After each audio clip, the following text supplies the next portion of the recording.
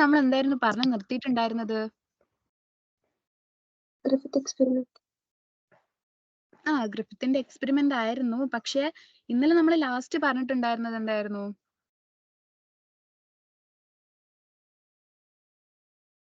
ഗ്രിഫിത്തിന്റെ എക്സ്പെരിമെന്റിന്റെ ഒബ്സർവേഷൻ, അതിന്റെ ബയോകെമിക്കൽ എക്സ്പ്ലനേഷൻ ആര് കൊടുത്തിട്ടുണ്ടായിരുന്നു?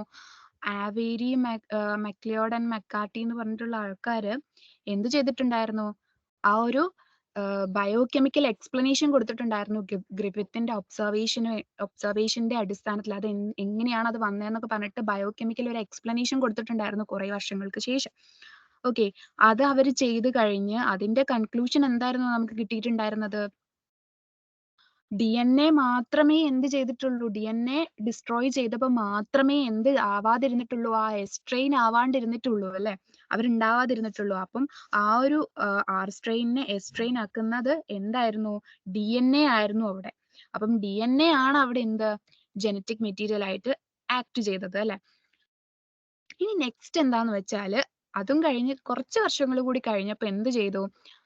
DNA ആണ് ജനറ്റിക് മെറ്റീരിയൽ എന്ന് കൺഫേം ചെയ്യാൻ വേണ്ടിയിട്ട് ഇതുവരെ എന്താണ്, ആദ്യം ഒരാൾ ഒരു ഒബ്സർവേഷൻ കണ്ടു, ഗ്രിഫ്റ്റ് ഒരു ഒബ്സർവേഷൻ കണ്ടു. പിന്നെ എന്താണ്, ആ കണ്ട ഒബ്സർവേഷൻ എന്താണെന്ന് ഒരു ബയോകെമിക്കൽ ഒരു എക്സ്പ്ലനേഷൻ ആ ഒബ്സർവേഷന് വേണ്ടി നമുക്ക് തന്നു. അത് കഴിഞ്ഞിട്ട് എന്താണ് വരുന്നത്? നമ്മുടെ DNA ആണ് ഈ ഒരു ജനറ്റിക് മെറ്റീരിയൽ എന്ന് കൺഫേം ചെയ്യാനുള്ള ഒരു എക്സ്പെരിമെന്റ് ഉണ്ടായിരുന്നു അല്ലെ? അത് കൺഫേം ചെയ്തതിന് ശേഷമാണ് നമ്മൾ എല്ലാവരോടും അല്ലെങ്കിൽ ഈ ഒരു ഇതിലൊക്കെ പറയുന്നത് DNA ആണ് എന്ത് ജനറ്റിക് മെറ്റീരിയൽ എന്ന്. അങ്ങനെയുള്ള ആ ഒരു എക്സ്പെരിമെന്റ് അത് നടത്തിയത് ആരാണ്? അല്ലെങ്കിൽ അത് കണ്ടുപിടിച്ചത് ഹെർഷയും ചേസും ആണ്. അതുകൊണ്ട് തന്നെ ആ ഒരു ഇതിനെ ഹെർഷേ ആൻഡ് ചേസ് എക്സ്പെരിമെന്റ് എന്നാണ് പറയുന്നത്. അവരത് എപ്പോഴാണ് നടത്തിയിട്ടുള്ളത്? 1952 നടത്തിയിട്ടുള്ളത്. എന്തിലാണ് നടത്തിയിട്ടുള്ളതെന്ന് ചോദിച്ചു കഴിഞ്ഞാല് നമ്മുടെ ഈക്കോളൈന്റെ ഇതിൽ വെച്ചിട്ടാണ് നടത്തിയിട്ടുള്ളത്. എന്തിനെ കൊണ്ടാണ് അത് തെളിയിച്ചതെന്ന് ചോദിച്ചു കഴിഞ്ഞാൽ എന്താണ്? ബാക്ടീരിയോഫേജസിനെ കൊണ്ടാണ്. ഓക്കെ, ബാക്ടീരിയോഫേജസിനെ ഉപയോഗിച്ച് അതിനെ ഇൻഫെക്റ്റ് ചെയ്യിപ്പിച്ചിട്ടാണ് എന്ത് നടത്തിയത്? ഇത് മനസ്സിലാക്കിയത്.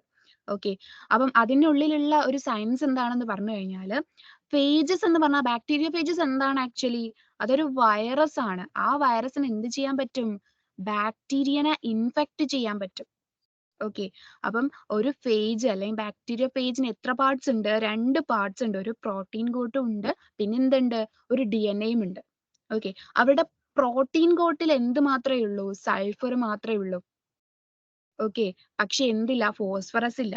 അവരുടെ DNA നോക്കുവാണെങ്കിൽ എന്ത് കാണാൻ പറ്റും? അതില് ഫോസ്ഫറസ് കാണാൻ പറ്റും, പക്ഷെ സൾഫറിനെ കാണാൻ പറ്റൂല.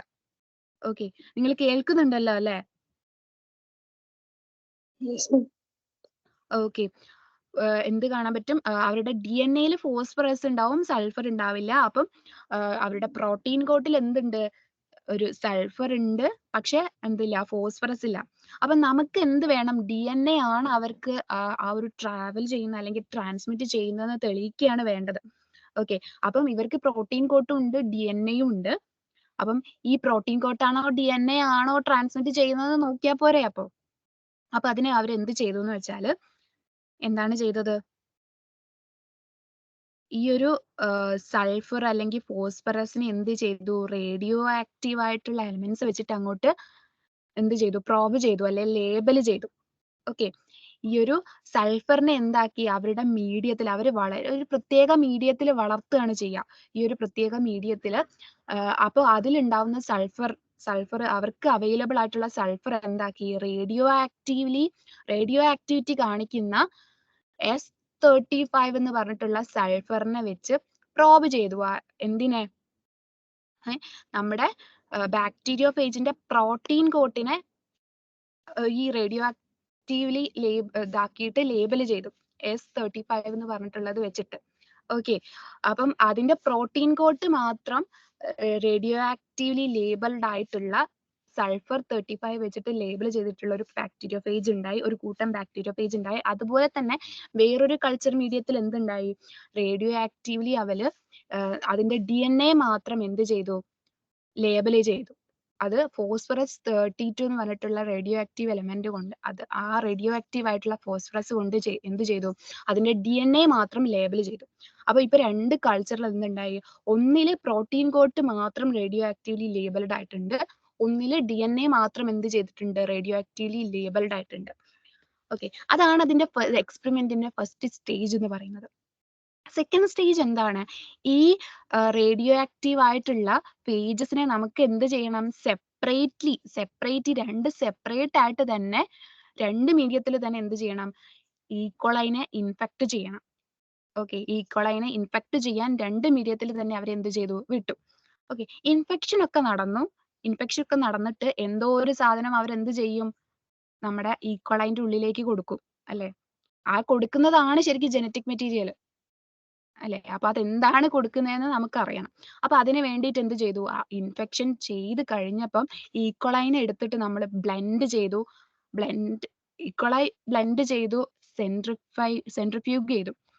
സെൻട്രിഫ്യൂഗ് ചെയ്ത് കഴിഞ്ഞപ്പം ഹെവിയർ ആയിട്ടുള്ള പാർട്ട് മുഴുവൻ, ബാക്ടീരിയൽ സെല്ലിന്റെ ഹെവിയർ ആയിട്ടുള്ള പാർട്ട് മുഴുവൻ എന്ത് ചെയ്തു, അതിൽ അടിഞ്ഞു, സെഡിമെന്റ് ആയിട്ട് ബോട്ടം, ആ ഒരു ടെസ്റ്റ് ട്യൂബിന്റെ ബോട്ടം റീജിയനിൽ അടിഞ്ഞുകൂടി. ഓക്കെ, അതിനെ സെഡിമെന്റ് ആയിട്ട് നിന്നു. ഓക്കെ, ഇനി അതിന്റെ മുകളിൽ ലൈറ്റർ ആയിട്ടുള്ള അതിലെ ലൈറ്റർ പാർട്ടിക്കിൾസ് ഒക്കെ എന്ത് ചെയ്തു, ഒരു ലിക്വിഡ് രൂപത്തിൽ മുകളിലുണ്ടായി. ആ ഒരു ഇതിനെ നമ്മൾ സൂപ്പർ നാറ്റന്റ് എന്നാണ് പറയാം. അപ്പം ഒരു ടെസ്റ്റ് ട്യൂബിൽ ഇങ്ങനെ അടിഞ്ഞു കൂടിയിട്ടുള്ള ആ ഒരു ഹെവിയർ പാർട്ടിക്കിൾസിനെ നമ്മൾ സെഡിമെന്റ് എന്നും, അതിന്റെ മുകളിൽ വന്നിട്ടുള്ള ലൈറ്റർ പാർട്ടിക്കിൾസ്, അത് ഒരു ലിക്വിഡ് ഫോമിലാണ് ഉണ്ടാവുക, അതിലുള്ള ലൈറ്റർ പാർട്ടിക്കിൾസിനെ നമ്മൾ സൂപ്പർ നാറ്റന്റ് എന്നാണ് പറയാ. ഓക്കെ ആണോ? Yes, ma'am. ഓക്കെ, അപ്പൊ ഇതാണ് എന്ത്, അതിന്റെ ഒരു ഡയഗ്രാം എന്ന് പറയുന്നത്. ഫസ്റ്റ് നമ്മൾ എന്ത് ചെയ്തു, റേഡിയോ ആക്റ്റീവ്ലി ലേബിൾഡ് ആയിട്ടുള്ള 2 എണ്ണത്തിനെയും 2 ഡിഫറെന്റ് ആയിട്ട് തന്നെ എന്ത് ചെയ്തു, ഈക്കോളൈനെ ഇൻഫെക്ട് ചെയ്യാൻ വിട്ട് കഴിയുമ്പോൾ എന്താവും, പ്രോട്ടീൻ കോട്ട് ലേബിൾഡ് ആയിട്ടുള്ളതും ഇൻഫെക്ട് ചെയ്യും, DNA ലേബിൾഡ് ആയിട്ടുള്ളതും ഡിഫറെന്റ് ഈക്കോളൈയിൽ ഡിഫറെന്റ് മീഡിയത്തിൽ ഇൻഫെക്ട് ചെയ്തു. അത് കഴിഞ്ഞിട്ട് അതിന് ബ്ലെൻഡിങ് നടന്നു, സെൻട്രിഫ്യൂഗേഷൻ നടന്നു. അത് കഴിഞ്ഞ് നമ്മൾ ടെസ്റ്റ് ട്യൂബ് എടുത്ത് നോക്കുമ്പോൾ ഹെവിയർ പാർട്ടിക്കിൾസ് എന്ന് പറയുമ്പോൾ എന്താണ്, ആ ഒരു ഈക്കോളൈന്റെ ആ ഒരു സെല്ല് അല്ലെങ്കിൽ അതിന്റെ പ്ലാസ്മ മെംബ്രെയിൻ, ആ പാർട്ടിക്കിൾസ് ഒക്കെ എവിടെയായിരിക്കും കിടക്കുക, ആ ഒരു ഹെവിയർ അതിലായിരിക്കും കിടക്കുക അല്ലെ. അപ്പൊ നമ്മള് എന്തിൽ നോക്കിയപ്പം DNA ലേബൽ ആയിട്ട് കൊടുത്ത് നോക്കിയതിൽ മാത്രം എന്ത് കണ്ടു, അതിന്റെ സൂപ്പർ നാറ്റന്റില് എന്താണ്, ലിവിങ് ആയിട്ടുള്ളതിനെ കണ്ടു.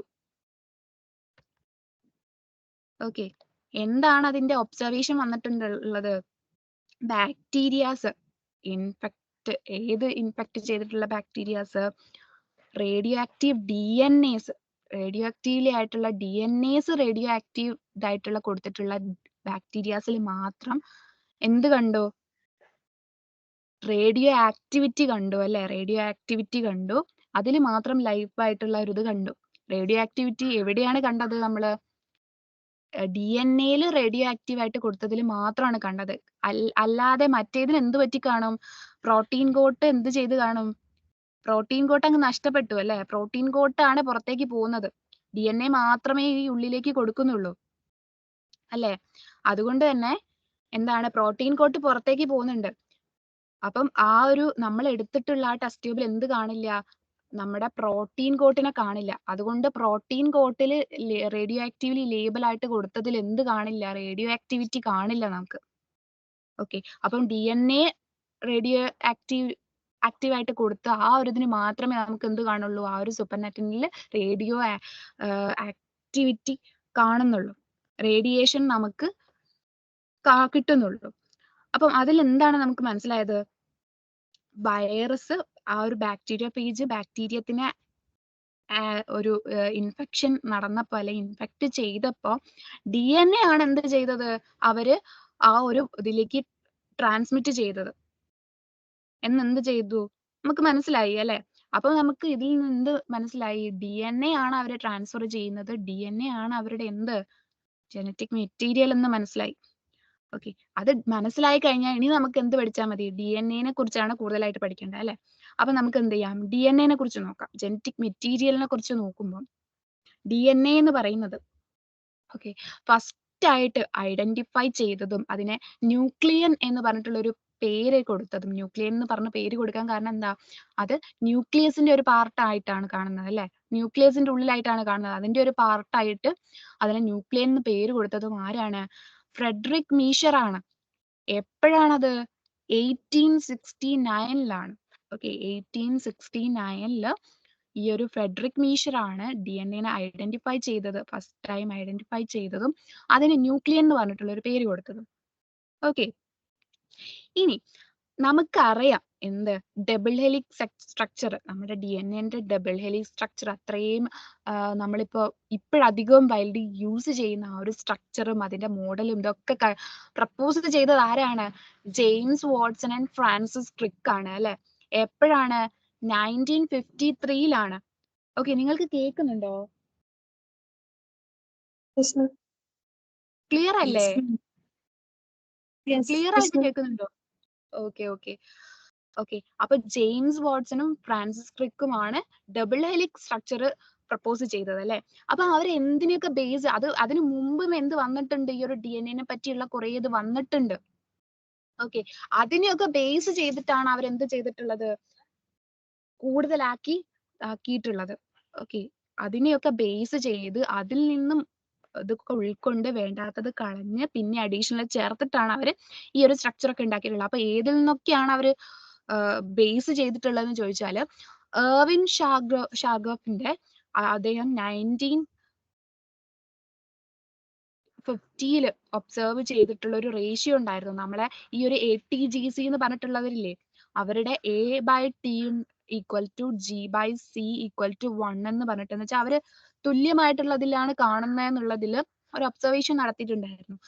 അതിനെയും പിന്നെ എന്താണ്, വിൽക്കിൻസും പിന്നെ റോസലിൻ ഫ്രാങ്ക്ലിനും ഒരു 1953 എന്ത് കണ്ടെത്തിയിട്ടുണ്ടായിരുന്നു, എക്സ്റേ ഡിഫ്രാക്ഷൻ ഇതാക്കിയിട്ടുണ്ടായിരുന്നു.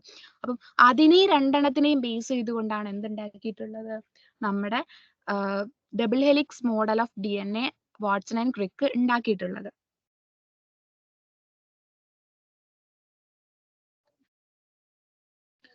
അപ്പം നമ്മളൊരു DNA എടുത്ത് നോക്കുകയാണെങ്കിൽ DNA എന്തുകൊണ്ടാണ് ഉണ്ടാക്കിയിട്ടുള്ളത്, DNA എന്തുകൊണ്ടാണ് ഉണ്ടാക്കിയിട്ടുള്ളത്, DNA ന്യൂക്ലിക് ആസിഡ്സ് ആണല്ലേ, DNA നമ്മൾ ന്യൂക്ലിക് ആസിഡ്സ് എന്നാണ് പറയുന്നത്. ഈ ന്യൂക്ലിക് ആസിഡ്സ് എന്ന് പറയുന്നത് എന്താണ്, പോളിന്യൂക്ലിയോടൈഡ്സ് ആണ്. പോളിന്യൂക്ലിയോടൈഡ്സ് ആണ്. ന്യൂക്ലിയോടൈഡ്സ് കൊണ്ടാണ്, ന്യൂക്ലിയോടൈഡ്സ് ആണ് എന്ത്, DNA അല്ലെങ്കിൽ ന്യൂക്ലിക് ആസിഡ്സിന്റെ ബിൽഡിംഗ് ബ്ലോക്സ് എന്ന് പറയുന്നത്.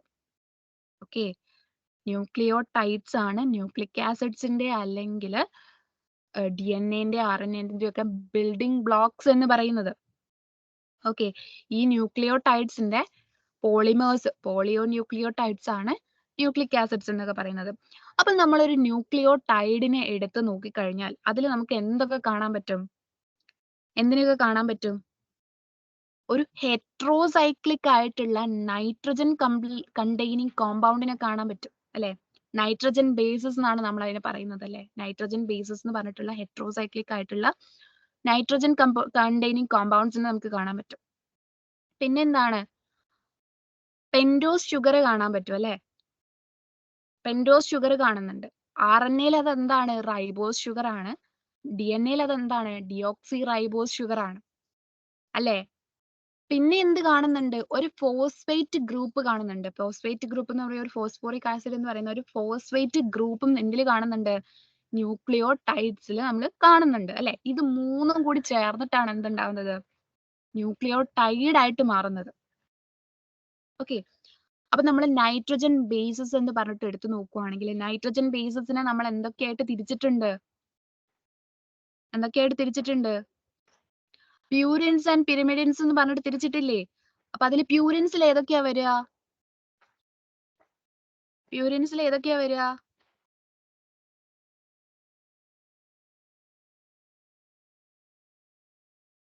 ആരെങ്കിലും ഒന്ന് പറയാവോ, പ്യൂരിൻസിൽ ഏതൊക്കെയാണ് വരിക, അഡിനിൻ ഗ്വാനിൻ അഡിനിനും ഗ്വാനിനും ആണ് വരിക. ഓക്കെ ഓക്കെ ഓക്കെ, കറക്റ്റ് ആണ്. അഡിനിനും ഗ്വാനിനുമാണ് വരിക. ഇനി പിരിമിഡിൻസ് എന്ന് പറയുമ്പോൾ തൈമിനും യുറാസിലും അതൊക്കെ അതിലാണ് വരുന്നത് അല്ലേ? സൈറ്റോസിനും ഒക്കെ അതിലാണ് വരുന്നത്. അപ്പം അങ്ങനത്തെ രണ്ടെണ്ണം ഉണ്ട് അല്ലേ? 2 ഗ്രൂപ്പായിട്ടുണ്ട്. ഓക്കെ. അപ്പൊ ഇവിടെ അത് തന്നെയാണ് പറയുന്നത്. എന്താണ്? Building blocks of nucleic acids എന്ന് പറയുന്നത് എന്താണ്? ന്യൂക്ലിയോടൈഡ് ആണ്. അപ്പൊ ന്യൂക്ലിയോടൈഡ് എന്ന് പറയുന്നത് എന്താണ്? ന്യൂക്ലിയോസൈഡ് പ്ലസ് ഫോസ്ഫേറ്റ് ഗ്രൂപ്പ് ആണ് അല്ലെ? ന്യൂക്ലിയോടൈഡ്സ് എന്ന് പറയുമ്പോൾ അതിനെ നമുക്ക് കുറച്ചുകൂടി ഒന്ന് ഡിവൈഡ് ചെയ്ത് നോക്കുകയാണെങ്കിൽ അതിൽ എന്തുണ്ടാവും? Nucleoside plus phosphate group. നമുക്ക് ഫോസ്ഫേറ്റ് ഗ്രൂപ്പിനെ ഒന്ന് മാറ്റി വെച്ച് കഴിഞ്ഞാൽ എന്തുണ്ടാവും? ഒരു ന്യൂക്ലിയോസൈഡ് പ്ലസ് ഫോസ്ഫേറ്റ് ഗ്രൂപ്പ് ആണ് ന്യൂക്ലിയോടൈഡ്സ് എന്ന് പറയുന്നത്. ഇനി നമ്മൾ ന്യൂക്ലിയോസൈഡ് എന്താണെന്ന് നോക്കി കഴിഞ്ഞാലോ, റൈബോസ് ഷുഗറിനെയും അതുപോലെ തന്നെ ഹെട്രോസൈക്ലിക് ആയിട്ടുള്ള ആ ഒരു നൈട്രജൻ ബേസിനെയും കൂടി നമ്മൾ പറയുന്നതാണ് എന്ത്? ന്യൂക്ലിയോസൈഡ് എന്ന് പറയുന്നത് അല്ലെ? അപ്പൊ നൈട്രജൻ ബേസസ് ഏതൊക്കെയാണുള്ളത്? Adenine, thymine, guanine, cytosine, uracil എന്നൊക്കെ പറഞ്ഞിട്ടുള്ള എന്തുണ്ട്? നൈട്രജൻ ബേസസ് ഉണ്ട് അല്ലെ?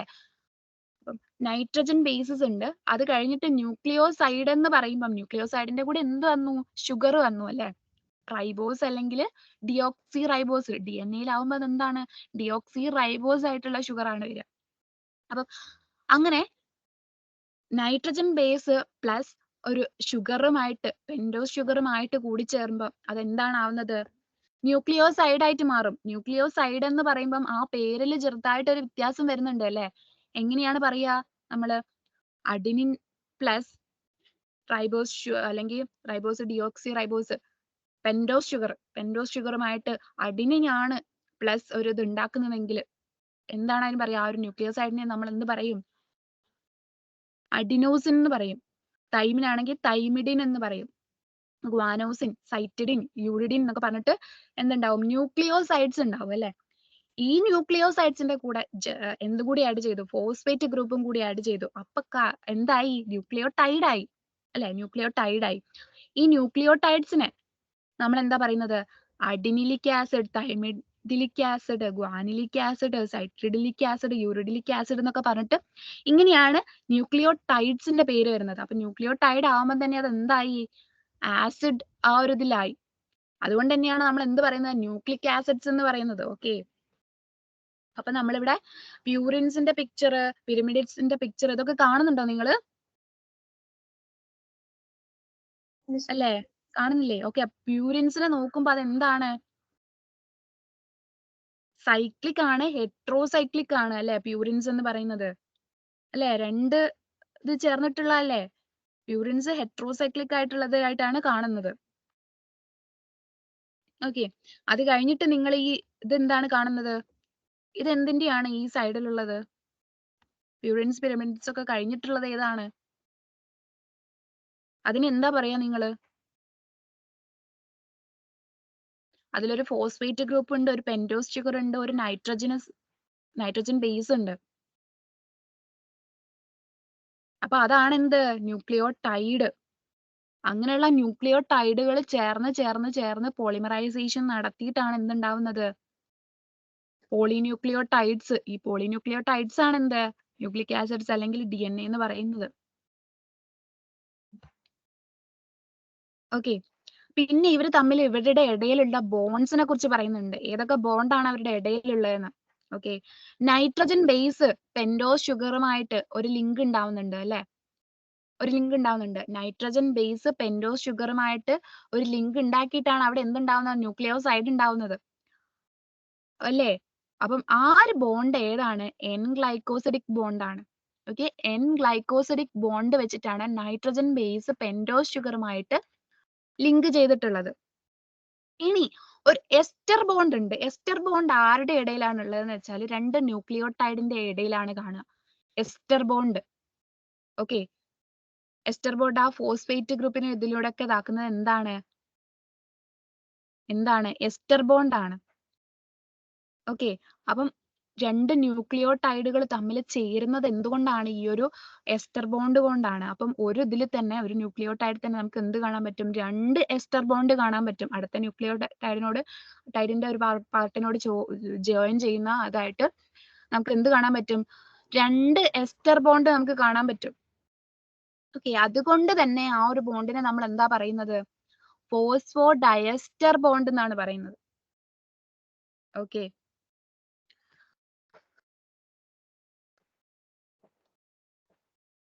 പിന്നെ നമ്മൾ നോക്കുമ്പോൾ DNA-യും RNA-യും നമ്മൾ എന്ത് പറയുന്നുണ്ട്? 2 എൻഡായിട്ട് പറയുന്നുണ്ട് അല്ലെ? ഒരു 5' എൻഡും ഒരു 3' എൻഡും ആയിട്ട് നമ്മൾ പറയുന്നുണ്ട്. ഓക്കെ, ഒരു ഫോസ്ഫേറ്റ് ഗ്രൂപ്പ് ഫ്രീ ആയിട്ട് നിൽക്കുന്ന ആ ഒരു എൻഡിന് നമ്മൾ എന്താ പറയുന്നത്? 5' എൻഡ് എന്നാണ് പറയുന്നത്. ഓക്കെ, അതുപോലെ തന്നെ നമ്മുടെ OH ഗ്രൂപ്പ്, ആ ഒരു ഗ്രൂപ്പ് ഫ്രീ ആയിട്ട് നിൽക്കുന്ന എൻഡിന് നമ്മൾ 3' എൻഡ് എന്നാണ് പറയുന്നത്. അങ്ങനെ 2 എൻഡായിട്ട് നമുക്ക് എന്ത് ചെയ്യാം? DNA-നെയും RNA-നെയും തിരിക്കുന്നുണ്ട് അല്ലെ? ഓക്കെ, ഇനി നമ്മൾ ഡബിൾ ഹെലിക്സ് മോഡലിനെ പറ്റി പറഞ്ഞിട്ടുണ്ടായിരുന്നു. അപ്പൊ ആ ഒരു മോഡലിന്റെ സൈലന്റ് ഫീച്ചേഴ്സ് എന്തൊക്കെയാണെന്നാണ് നോക്കുന്നത്. അപ്പം ഡബിൾ ഹെലിക്സ് മോഡൽ എന്ന് പറയുമ്പം എന്താണ്? ഈ ഒരു മോഡൽ അല്ലെ? ഈ ഒരു മോഡലാണ് ഡബിൾ ഹെലിക്സ് മോഡൽ എന്ന് പറയുന്നത്. അപ്പം അതിന്റെ സൈലന്റ് ഫീച്ചേഴ്സ് എന്തൊക്കെയാണെന്ന് നമ്മൾ നോക്കുവാണെങ്കിൽ എന്താണ്? നമ്മുടെ 2 പോളിന്യൂക്ലിയോടൈഡ് ചെയിൻ കൊണ്ടാണ് എന്തുണ്ടായിട്ടുള്ളത്? DNA ഉണ്ടായിട്ടുള്ളത്. റൈറ്റ് ഹാൻഡഡ്ലി കോയിൽഡ് ഫാഷനിലാണ് അതിനെ കാണുന്നത്. ഒരു സ്പൈറൽ സ്റ്റെയർ കേസ് പോലെയാണ് അല്ലെ? ഒരു സ്പൈറൽ സ്റ്റെയർ കേസ് പോലെയാണ് അതിനെ കാണുന്നത്. പിന്നെ അതിന്റെ റെയിൽസ് ഫോം ചെയ്തിട്ടുള്ളത് എന്തുകൊണ്ടാണ്? ഷുഗർ ആൻഡ് ഫോസ്ഫേറ്റ് ആയിട്ടുള്ള ഇതുകൊണ്ട് അല്ലെ? ഷുഗറും ഫോസ്ഫേറ്റ് കൊണ്ടുമാണ് അതിന്റെ ആ സൈഡിലൂടെയുള്ള റെയിൽസ് ഫോം ചെയ്യുന്നത് അല്ലെ? പിന്നെ അതിന്റെ സ്റ്റെപ്സ് ആയിട്ട് കാണുന്നതോ എന്താണ്? ബേസ് പെയേഴ്സ് തമ്മിലുള്ള യൂണിയൻ ആണ് അല്ലെ? ബേസ് പെയേഴ്സ് തമ്മിൽ ഒരു ഹൈഡ്രജൻ ബോണ്ട് ഉണ്ടാക്കുന്നുണ്ട്. ആ ഹൈഡ്രജൻ ബോണ്ട് ആണ് അതിന്റെ എന്ത്? സ്റ്റെപ്സ് ആയിട്ട്, ആ ഒരു സ്റ്റെയേഴ്സ് ആയിട്ട് നമ്മൾ പറയുന്നത്. അതിന്റെ സൈഡിലുള്ള ആ റെയിൽസ് ആയിട്ട് പറയുന്നത് എന്താണ്? ഷുഗറും ഫോസ്ഫേറ്റ്സും ആണ്. ഓക്കെ, പിന്നെ ഈ 2 ചെയിൻസ് ഉണ്ടെന്ന് പറഞ്ഞു. അവർക്ക് രണ്ടെണ്ണത്തിനും ആന്റി പാരലൽ പൊളാരിറ്റി ആണ്. ഓക്കെ, ആന്റി പാരലൽ പൊളാരിറ്റി എന്ന് പറയുന്നത് എന്തുകൊണ്ടാണ്? രണ്ടിനും ഒരേ പാരലൽ എന്ന് പറഞ്ഞാൽ എന്താണ്? രണ്ടും ഒരേ ഡയറക്ഷനിൽ പോകണം അല്ലെ? പക്ഷെ ഇവിടെ എങ്ങനെയാണ്? ഒന്ന് 5' to 3' എൻഡ് ആണെങ്കിൽ മറ്റേത് 3' end to 5' end ആണ് അത് ട്രാവൽ ചെയ്യുന്നത്.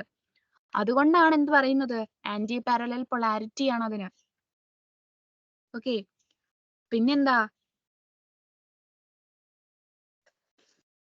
നമ്മുടെ ബേസ് പെയേഴ്സ് അല്ലെ? ബേസ് പെയേഴ്സ് എന്തായിട്ട് നിൽക്കുന്നുണ്ട്? സ്റ്റെപ്സ് ആ ഒരു ഇതായിട്ട് നിൽക്കുന്നുണ്ട്. ആ സ്റ്റെപ്സ് ഫോം ചെയ്യുന്നത് എന്തുകൊണ്ടാണ്? ആ ബേസ് പെയേഴ്സ് തമ്മിലുള്ള ഹൈഡ്രജൻ ബോണ്ട് കൊണ്ടാണ് അല്ലെ?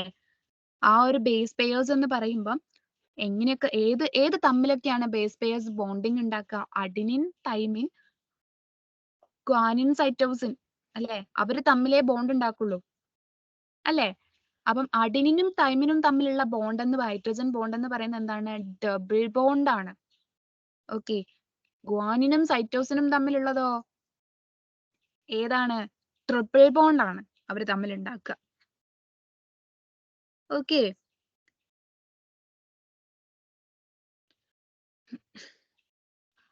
അങ്ങനെ ഇവർ തമ്മിൽ ഇങ്ങനെയാണ് ബോണ്ട് ഉണ്ടാക്കുന്നത് കൊണ്ട് തന്നെ നമ്മുടെ പ്യൂരിൻസ് എപ്പോഴും എന്താണ്? Purine opposite to the pyrimidine. Purine ഒരു ഇതില് മറ്റേ സൈഡിൽ എന്തായിരിക്കും? ഒരു പിരമിഡിനായിരിക്കും ഉണ്ടാവുക അല്ലെ? അതുകൊണ്ട് തന്നെ അങ്ങനെ ആയതുകൊണ്ടാണ് എന്ത്? ആ 2 സ്ട്രാൻഡ് എല്ലാ സ്ട്രാൻഡിനും ഈക്വൽ ആയിട്ടുള്ള ഡിസ്റ്റൻസ് ആയത്. നമ്മൾ സ്ട്രക്ചർ നോക്കിയപ്പോൾ കണ്ടു പ്യൂരിൻസും പിരമിഡിൻസിനും എന്താണ്? ഡിഫറെന്റ് ആയിട്ടുള്ള സൈക്ലിക് ക്രോമസോംസ് ആണ്. ചിലതിന് ഹെട്രോസൈക്ലിക് ആണ്, ചിലതിന് മോണോസൈക്ലിക് ആണ് അല്ലെ? അപ്പം രണ്ട് ഹെട്രോസൈക്ലിക് ഉള്ളത് വന്നു അല്ലെങ്കിൽ 2 മോണോസൈക്ലിക് ഉള്ളത് ഒരുമിച്ച് വന്നു കഴിഞ്ഞാൽ എന്താണ്? അവര് അടുത്തതുമായിട്ടുള്ള ഡിസ്റ്റൻസ്, അടുത്തതുമായിട്ടുള്ള ഡിസ്റ്റൻസ് ഒക്കെ എന്തായിരിക്കും? ഡിഫറെന്റ് ആയിരിക്കും. പക്ഷെ ഇവിടെ അങ്ങനെയല്ല. ഒരു പ്യൂരിൻ വന്നാൽ അപ്പുറത്തെ ഒരു പിരമിഡിൻ ആയിരിക്കും വരിക അല്ലെ? അങ്ങനെയേ വരുള്ളൂ. അപ്പൊ അങ്ങനെയാവുമ്പോ എന്താണ്? എല്ലാ സ്റ്റാൻഡിന്റെയും ഡിസ്റ്റൻസ് ഈക്വൽ ആയിരിക്കും, യൂണിഫോം ആയിരിക്കും. പിന്നെന്താ? കോംപ്ലിമെന്ററി ടു ഈച്ച് അതർ അല്ലെ? അവര് കോംപ്ലിമെന്ററി ആയിരിക്കും. പിന്നെന്താ നമ്മൾ പറയാനുള്ളത്? നമ്മുടെ ലെങ്ത്, DNA-ന്റെ ലെങ്ത് എന്ന് പറയുന്നത്, ലെങ്ത് നമ്മൾ എടുത്തു നോക്കുകയാണെങ്കിൽ എങ്ങനെയായിരിക്കും? നമ്മളൊരു DNA എടുത്തു നോക്കി. അപ്പം ഓരോ ബേസ് പെയേഴ്സിന്റെയും ഇടയിലുള്ള ലെങ്ത് നമ്മൾ എടുത്തു നോക്കുവാണെങ്കിൽ എത്ര വരും? നമ്മൾ ഇവിടെ നോക്കുവാണെങ്കിൽ ഓരോ ബേസ് പെയേഴ്സിന്റെ ഇടയിലുള്ള ലെങ്ത് നമ്മൾ പറയുന്നുണ്ട് അല്ലെ, 0.34 ആണ് അല്ലെ ഇവിടെ ബേസ് പെയേഴ്സിന്റെ ഇടയിലുള്ള ലെങ്ത് കാണിച്ചിരിക്കുന്നത് അല്ലെ. ഓരോ ബേസ് പെയേഴ്സിന്റെ ഇടയിൽ 0.34 NM ആണ് ലെങ്ത് ഉള്ളത്. അപ്പം ഒരു ടേൺ എന്ന് പറയുന്നത് ആ ഒരു വളവ് ഇതാക്കി വരാൻ, ഒരു സ്റ്റെയർ അല്ലെങ്കിൽ ഒരു വളവ് ഇതായി വരാൻ അതിന് എത്ര ടേൺ എടുക്കുന്നുണ്ട്? 10 സ്റ്റെപ്സ് അല്ലെങ്കിൽ 10 ബേസ് പേ ആ ഒരു ഇത് യൂണിയൻ ആണ് എന്ത് ഒരു ടേൺ ചെയ്യാൻ അവർ എടുക്കുന്നത് അല്ലെ. ഒരു ടേണിൽ അവർക്ക് 10 ബേസ് പേയേഴ്സ് ആണുള്ളത്. അപ്പം ആ ഒരു ടേണിൽ അവർക്ക് എത്ര ഉണ്ടാവും അവരുടെ ലെങ്ത് അല്ലെങ്കിൽ ഡിസ്റ്റൻസ് എന്ന് പറയുന്നത്? ഒരു ടേണില് 10 ബേസ് പെയേഴ്സ് ആണുള്ളത്. അപ്പം ഒരു ബേസ് പെയറിന്റെ ഇടയിലുള്ള ലെങ്ത് എന്ന് പറയുന്നത് 0.34 ആയതുകൊണ്ട് തന്നെ 10 ബേസ് പെയേഴ്സിന്റെ ഇടയിലുള്ള ലെങ്ത് എന്തായിരിക്കും?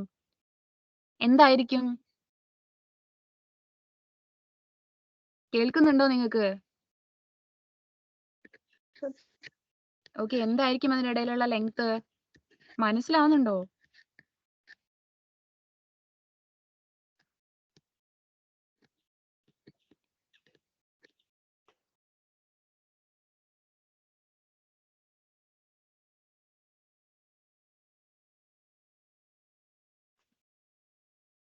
Hello, Yes, ma'am. ഓക്കെ, ഒന്ന് പറഞ്ഞേ, അതിന്റെ ഇടയിലുള്ള ലെങ്ത് ഒന്ന് പറഞ്ഞേ. ഒരു ടേണിൽ അല്ലെ 10 ബേസ് പെയേഴ്സിന്റെ ഇടയിലുള്ള ലെങ്ത് എന്തായിരിക്കും? അപ്പൊ ഡിസ്റ്റൻസ് അല്ലെങ്കിൽ ലെങ്ത് എന്തായിരിക്കും? 3.4 NM ആയിരിക്കും. കാരണം ഒരു ബേസ് പെയറിന്റെ ഇടയിലുള്ള ലെങ്ത് എന്ന് പറയുന്നത് 0.34 NM ആണ്. അപ്പം അവർക്ക് ഒരു ടേൺ അവർ എടുക്കാൻ വേണ്ടിയിട്ട് എത്ര ബേസ് പെയേഴ്സ് അതിനിടയിലുണ്ട്? 10 ബേസ് പെയേഴ്സ് ഉണ്ട്. അങ്ങനെയാകുമ്പം ആ 10 ബേസ് പെയേഴ്സിന്റെ ഡിസ്റ്റൻസ് അല്ലെങ്കിൽ ലെങ്ത് എന്ന് പറയുന്നത് 3.4 NM ആണ്. നമ്മളൊരു ഹ്യൂമൻ ഹാപ്ലോയിഡ് സ്റ്റേറ്റുള്ള വെറും ഒരു ഹാപ്ലോയിഡ് ഹ്യൂമൻ ഇതെടുത്ത് നോക്കിക്കഴിഞ്ഞാൽ നമുക്ക് എത്ര കാണാൻ പറ്റും?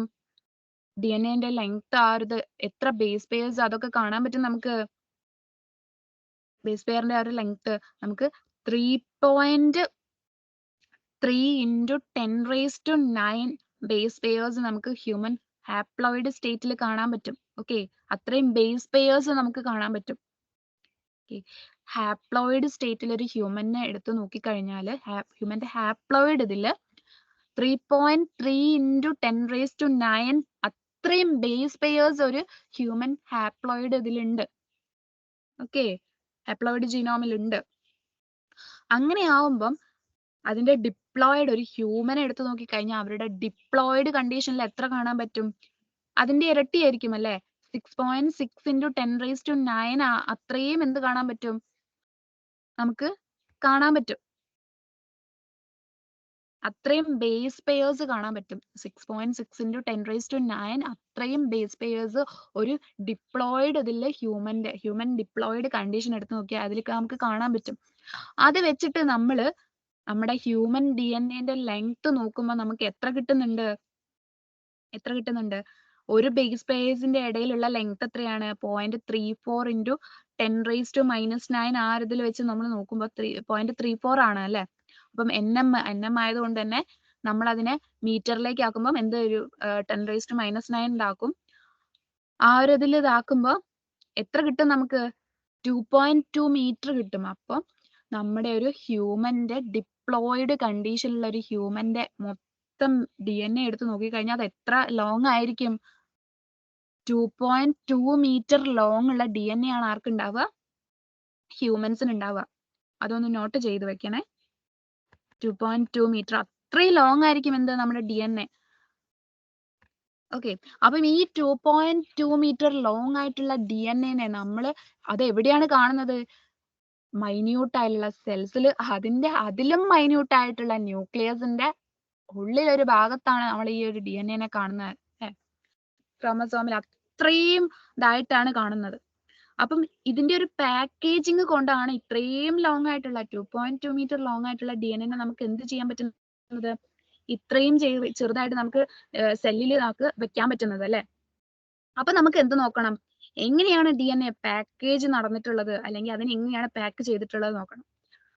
നമ്മൾ അതിനെ പ്രോകാരിയോട്സിലുള്ള പാക്കേജിങ് നോക്കുവാണെങ്കിൽ പ്രോകാരിയോട്സിൽ എന്താണ്, ഡെഫിനറ്റ് ആയിട്ടുള്ള ന്യൂക്ലിയസ് ഇല്ല. അപ്പം DNA എങ്ങനെയാണ് കാണുന്നത്, ന്യൂക്ലിയോയിഡ് എന്ന് പറഞ്ഞിട്ടുള്ള ഒരു കോമ്പാക്ട് സ്ട്രക്ചർ ആയിട്ടാണ് കാണുന്നത്. DNA എന്താണ്, നെഗറ്റീവ്ലി ചാർജ്ഡ് തന്നെയാണ്. അതിൽ എന്തുണ്ട്, പോസിറ്റീവ്ലി ചാർജ്ഡ് ആയിട്ടുള്ള കുറച്ച് പ്രോട്ടീൻസിനെ കൊണ്ട് അത് എന്ത് ചെയ്തിട്ടുണ്ട്, ഹെൽഡ് ചെയ്ത് വെച്ചിട്ടുണ്ട്. ഓക്കെ, ആ ഒരു പോസിറ്റീവ്ലി ചാർജ്ഡ് ആയിട്ടുള്ള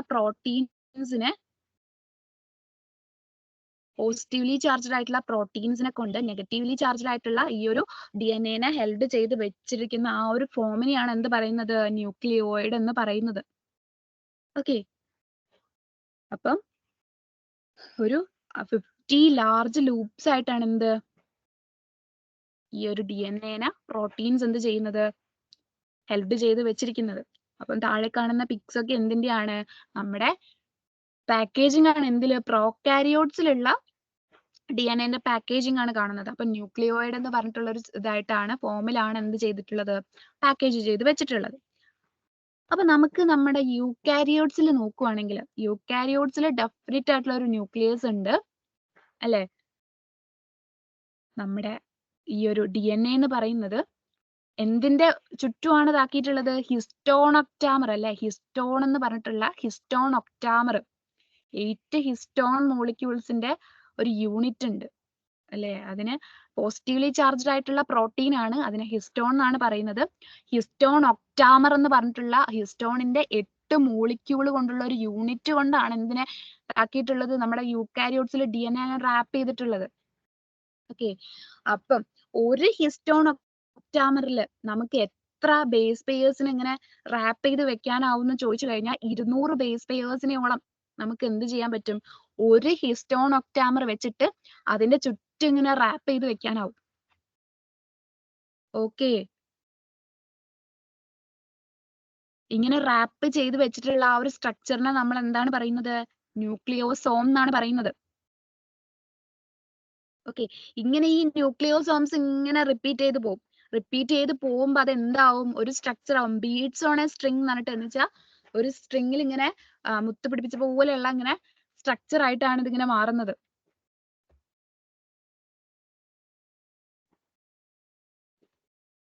ഓക്കെ ആണോ? Yes, ma'am. ഓക്കെ, നമ്മൾ ഈ ഒരു DNA അല്ലെങ്കിൽ ആ ഒരു ക്രൊമാറ്റിൻ ഇത് എടുത്ത് നോക്കിക്കഴിഞ്ഞാൽ അതിൽ എന്ത് കാണാൻ പറ്റും എന്നറിയോ, 2 ടൈപ്പുള്ള ക്രൊമാറ്റിൻ നമുക്ക് കാണാൻ പറ്റും. ഏതൊക്കെയാണ്, യൂക്രൊമാറ്റിൻ അല്ലെങ്കിൽ ഹെട്രോക്രൊമാറ്റിൻ എന്ന് പറഞ്ഞിട്ട് 2 ടൈപ്പ് ഉണ്ട്. യൂക്രൊമാറ്റിൻ ആണ് ശരിക്കും എന്ത്, ലൂസ്ലി പാക്ഡ് ആയിട്ടുള്ള റീജിയൻ. അത് എന്തിനാ ഈ ലൂസ്ലി പാക്ഡ് ആയിട്ടുള്ള റീജിയൻ എന്ന് ചോദിച്ചു കഴിഞ്ഞാൽ, ആ ലൂസ്ലി പാക്ഡ് ആയിട്ടുള്ള റീജിയനിലാണ് നമുക്ക് റെപ്ലിക്കേഷനോ അല്ലെങ്കിൽ ട്രാൻസ്ക്രിപ്ഷനോ അടുത്ത പ്രോസസ്സ് പ്രോട്ടീൻ സിന്തസിസോ അതൊക്കെ നടത്താൻ കഴിയുന്നത് എവിടെയാണ്, യൂക്രൊമാറ്റിനിലാണ്. അതുകൊണ്ട് തന്നെ അവിടെ എന്താണ്, ലൂസ്ലി പാക്ഡ് ആയിട്ടുള്ള റീജിയൻ ആണ്. ലൂസ്ലി പാക്ഡ് ആയതുകൊണ്ട് തന്നെ നമുക്ക് അൺവൈൻഡ് ചെയ്ത് ആ ഒരു പ്രോസസ്സ് ഒക്കെ നടത്താൻ കുറച്ചുകൂടി ഈസി ആയിരിക്കും. പിന്നെ നമ്മൾ അതിന്റെ ഒരു എന്തിനെങ്കിലും ഇതിലൊക്കെ സ്റ്റെയിൻ ചെയ്ത് നോക്കുവാണെങ്കിൽ ആ റീജിയൻ ലൈറ്റ്ലി സ്റ്റെയിൻഡ് ആയിരിക്കും. ഓക്കെ, ലൈറ്റ്ലി സ്റ്റെയിൻഡ് ആയിട്ടുള്ള റീജിയൻ ആയിരിക്കും. ഓക്കെ, പിന്നെ മെയിൻ ആയിട്ടുള്ള പോയിന്റ്, അവര് ട്രാൻസ്ക്രിപ്ഷണലി ആക്റ്റീവ് ആണ്. നമ്മൾ പറഞ്ഞു കഴിഞ്ഞു, ട്രാൻസ്ക്രിപ്ഷണലി ആക്റ്റീവ് ആണ്. ലൂസ്ലി പാക്ഡ് ആണ്. അപ്പൊ അവരെ കുറച്ചുകൂടി അൺവൈൻഡ് ചെയ്തിട്ട് നമുക്ക് ട്രാൻസ്ക്രിപ്ഷൻ ഒക്കെ നടത്താൻ കുറച്ചുകൂടി ഈസി ആയിരിക്കും അല്ലെ. റെപ്ലിക്കേഷൻ, ട്രാൻസ്ക്രിപ്ഷൻ ഇതൊക്കെ നടത്താൻ എന്തായിരിക്കും, കുറച്ചുകൂടി ഈസി ആയിരിക്കും അവരെ അല്ലെ. ഇനി ഒരാളുണ്ട്, ആരാണ്, ഹെട്രോക്രൊമാറ്റിൻ ആണ്. ഹെട്രോക്രൊമാറ്റിൻ എന്ന് പറഞ്ഞാൽ ഡെൻസ്ലി പാക്ഡ് ആയിട്ടുള്ള റീജിയൻ ആണ്. അവരെ ഭയങ്കര കട്ടിയിൽ ഇങ്ങനെ പാക്ക് ചെയ്ത് വെച്ചിരിക്കുകയാണ്. പിന്നെ അങ്ങനെ അത്രയും കട്ടിയിൽ പാക്ക് ചെയ്തുകൊണ്ട് തന്നെ നമ്മൾ സ്റ്റെയിൻ ചെയ്ത് നോക്കുമ്പോൾ ഭയങ്കര ഡാർക്ക്ലി സ്റ്റെയിൻഡ് ആയിട്ടുള്ള റീജിയൻ ആയിരിക്കും. അവർ ട്രാൻസ്ക്രിപ്ഷണലി ഇനാക്റ്റീവ് ആണ്. അപ്പൊ ഒന്ന് ആലോചിക്കുകയാണെങ്കിൽ അവർക്ക് ട്രാൻസ്ക്രിപ്ഷൻ ചെയ്യാത്തതിന് മെയിൻ ആയിട്ടുള്ള റീസൺ എന്തായിരിക്കും, ഒരു ഭയങ്കര ഡെൻസ്ലി പാക്ഡ് ആണ്. അതുകൊണ്ട് തന്നെ എന്താണ്, അവർ അൺവൈൻഡ് ചെയ്ത് എടുക്കാനോ ഇതാക്കാനോ ഒക്കെ ഭയങ്കര ബുദ്ധിമുട്ടായിരിക്കും. അൺട്രൂലി ആയിട്ട് ഡെൻസ്ലി പാക്ഡ് ചെയ്ത് വെച്ചിട്ടുള്ള റീജിയൻ ആണ്. അതുകൊണ്ട് തന്നെ അവരെന്താണ്, ട്രാൻസ്ക്രിപ്ഷണലി ഇനാക്റ്റീവ് ആയിട്ടുള്ള ആൾക്കാരാണ്. ഓക്കെ, അപ്പം നെക്സ്റ്റ് നമ്മുടെ പാക്കേജിംഗിലേക്ക് തന്നെ വരുമ്പോ നമ്മുടെ ക്രൊമാറ്റിൻ എന്ത് ചെയ്തിട്ടുണ്ട്? പാക്കേജ്ഡ് ഫ്രം ക്രൊമാറ്റിൻ ഫൈബേഴ്സ് ആയിട്ട് നമ്മൾ എന്ത് ചെയ്തിട്ടുണ്ട്? പാക്ക് ചെയ്യുന്നുണ്ട് അല്ലെ. നമ്മുടെ ന്യൂക്ലിയോസോം എന്ന് പറഞ്ഞിട്ടുള്ള സ്ട്രക്ചർ ഇതാണ്. കണ്ടോ? ന്യൂക്ലിയോസോം അവിടെ കാണിക്കുന്നുണ്ട്. ഹിസ്റ്റോൺ ഒപ്റ്റാമർ ഉണ്ട്. അതിന് ചുറ്റും DNA ഇങ്ങനെ 200 ബേസ് പെയർ ഓഫ് DNA ഇങ്ങനെ എന്ത് ചെയ്തിട്ടുണ്ട്? അതിന് ചുറ്റും ഇങ്ങനെ റാപ്പ് ചെയ്ത് കാണുന്നുണ്ട് അല്ലെ. പിന്നെ അതിന്റെ അടുത്ത് ഒരു H1 ഹിസ്റ്റോൺ എന്ന് പറഞ്ഞിട്ട് ഒരു ഹിസ്റ്റോണിനെ അതിന്റെ ഇതിൽ കാണുന്നുണ്ട് അല്ലെ. ഇതെല്ലാം കൂടി കൂടിയിട്ടാണ് എന്ത് കാണുന്നത്? ന്യൂക്ലിയോസോം എന്ന് പറഞ്ഞിട്ടുള്ള ഒരു സ്ട്രക്ചർ ആയിട്ട് മാറുന്നത് അല്ലെ. ഇങ്ങനെയുള്ള കുറേ ന്യൂക്ലിയോസോം ചേർന്നിട്ടാണ് ഇത്. കണ്ടോ, ഇവിടെ ഈ ഒരു സ്ട്രക്ചറിൽ ഒരുപാട് ന്യൂക്ലിയോസോംസ് കാണുന്നുണ്ട് അല്ലെ. ന്യൂക്ലിയോസോംസ് ഇങ്ങനെ കൂടിച്ചേർന്ന് എന്തായി? അത് പിന്നെ ഇങ്ങനെ കുറെ ഈ ഒരു ന്യൂക്ലിയോസോമിൽ ടൈറ്റ്ലി വൗണ്ട് ആവും അല്ലെ. ന്യൂക്ലിയോസോംസ് ഫസ്റ്റ് നോക്കുമ്പോ നമ്മളിതിങ്ങനെ അതിനെ ഇങ്ങനെ അൺബൈൻഡ് ചെയ്ത് വെച്ചിട്ടുള്ള സ്ട്രക്ചർ ആണ് കാണിച്ചിട്ടുള്ളത്. ഓക്കെ, DNA ഉണ്ട്. പിന്നെ DNA അൺബൈൻഡ് ചെയ്ത് വെച്ചിട്ടുണ്ട്. അത് പിന്നീട് ഹിസ്റ്റോൺ പ്രോട്ടീൻസിനെ കാണിക്കുന്നു. ഹിസ്റ്റോൺ പ്രോട്ടീൻസിന്റെ അത് കഴിഞ്ഞിട്ട് ഹിസ്റ്റോൺ പ്രോട്ടീൻസിൽ ഇങ്ങനെ വൈൻഡ് ചെയ്ത് കിടക്കുന്നതായിട്ട് ന്യൂക്ലിയോസോംസ് ആയിട്ട് കാണിക്കുന്നു. ഈ ന്യൂക്ലിയോസോംസ് പിന്നെ ഇങ്ങനെ കൂടിച്ചേർന്ന് കണ്ടോ, ഒരു എന്താണ്, ഒരു ഷീറ്റ് പോലെ ഇങ്ങനെ ഭയങ്കര ഇതില് എന്തായിട്ടുണ്ട്? കൂടിച്ചേർന്നതായിട്ട് കാണുന്നുണ്ട് അല്ലെ. അങ്ങനെ ഇങ്ങനെ കൂടിച്ചേർന്ന് വൈൻഡ് ചെയ്ത് ഭയങ്കര ഇതിലിങ്ങനെ പിന്നെ ഇങ്ങനെ ഭയങ്കരതായിട്ട് ലൂപ്പായിട്ടൊക്കെ വന്നു. എന്നിട്ട് അവസാനം എന്തായിട്ടുണ്ട്? ക്രോമസോംസ് ആയിട്ടുണ്ട് അല്ലെ. അപ്പം ഫസ്റ്റിലുള്ള DNA ഹിസ്റ്റോൺ പ്രോട്ടീൻസുമായിട്ട് ന്യൂക്ലിയോസോംസ് ഉണ്ടായി. ആ ഒരു ചെയിന്, ബീഡ്സ് ഓൺ എ സ്ട്രിങ് എന്ന് പറഞ്ഞിട്ടുള്ള ആ ചെയിൻ എന്താണ്? ക്രൊമാറ്റിൻ ത്രെഡ്സ് ആണ്. Okay, beads on A string എന്ന് പറഞ്ഞിട്ടുള്ള ആ ഒരു മാലയിൽ ഇങ്ങനെ മുത്ത് പിടിപ്പിച്ചിട്ട് പോലുള്ള ഒരു സ്ട്രക്ചർ ആയിട്ടാണ് കാണുന്നത് അല്ലെ. അതിനെ ക്രൊമാറ്റിൻ ഇതായിട്ടാണ് കാണുന്നത് അല്ലെ. ക്രൊമാറ്റിൻ എന്ന് പറഞ്ഞിട്ടുള്ളതായിട്ടാണ് കാണുന്നത്. അത് കഴിഞ്ഞിട്ട് എന്തുണ്ടായി? ക്രൊമാറ്റിൻ ഫൈബേഴ്സ് ആയിട്ട് മാറി അല്ലെ. നല്ലോണം വീണ്ടും വൈൻഡ് ചെയ്തു, ക്രൊമാറ്റിൻ ഫൈബേഴ്സ് ആയിട്ട് മാറി. ക്രൊമാറ്റിൻ ഫൈബേഴ്സ് വീണ്ടും വൈൻഡ് ചെയ്തു, ലൂപ്പ് ഇതൊക്കെ സ്ട്രക്ചർ ഒക്കെ ആയി ഭയങ്കര ഇതിൽ ടൈറ്റ്ലി കോയിൽഡ് ആയി എന്തായി മാറി? ക്രോമസോം ആയിട്ട് മാറി. അപ്പം ആ ഒരു പാത്ത് ഓർത്ത് വെച്ചോളൂ. DNA ആദ്യം അൺവൈൻഡ് ചെയ്ത് നിൽക്കുവാണ്. ഹിസ്റ്റോൺ പ്രോട്ടീൻസ് വന്നു, ന്യൂക്ലിയോസോം ആയിട്ട് മാറി.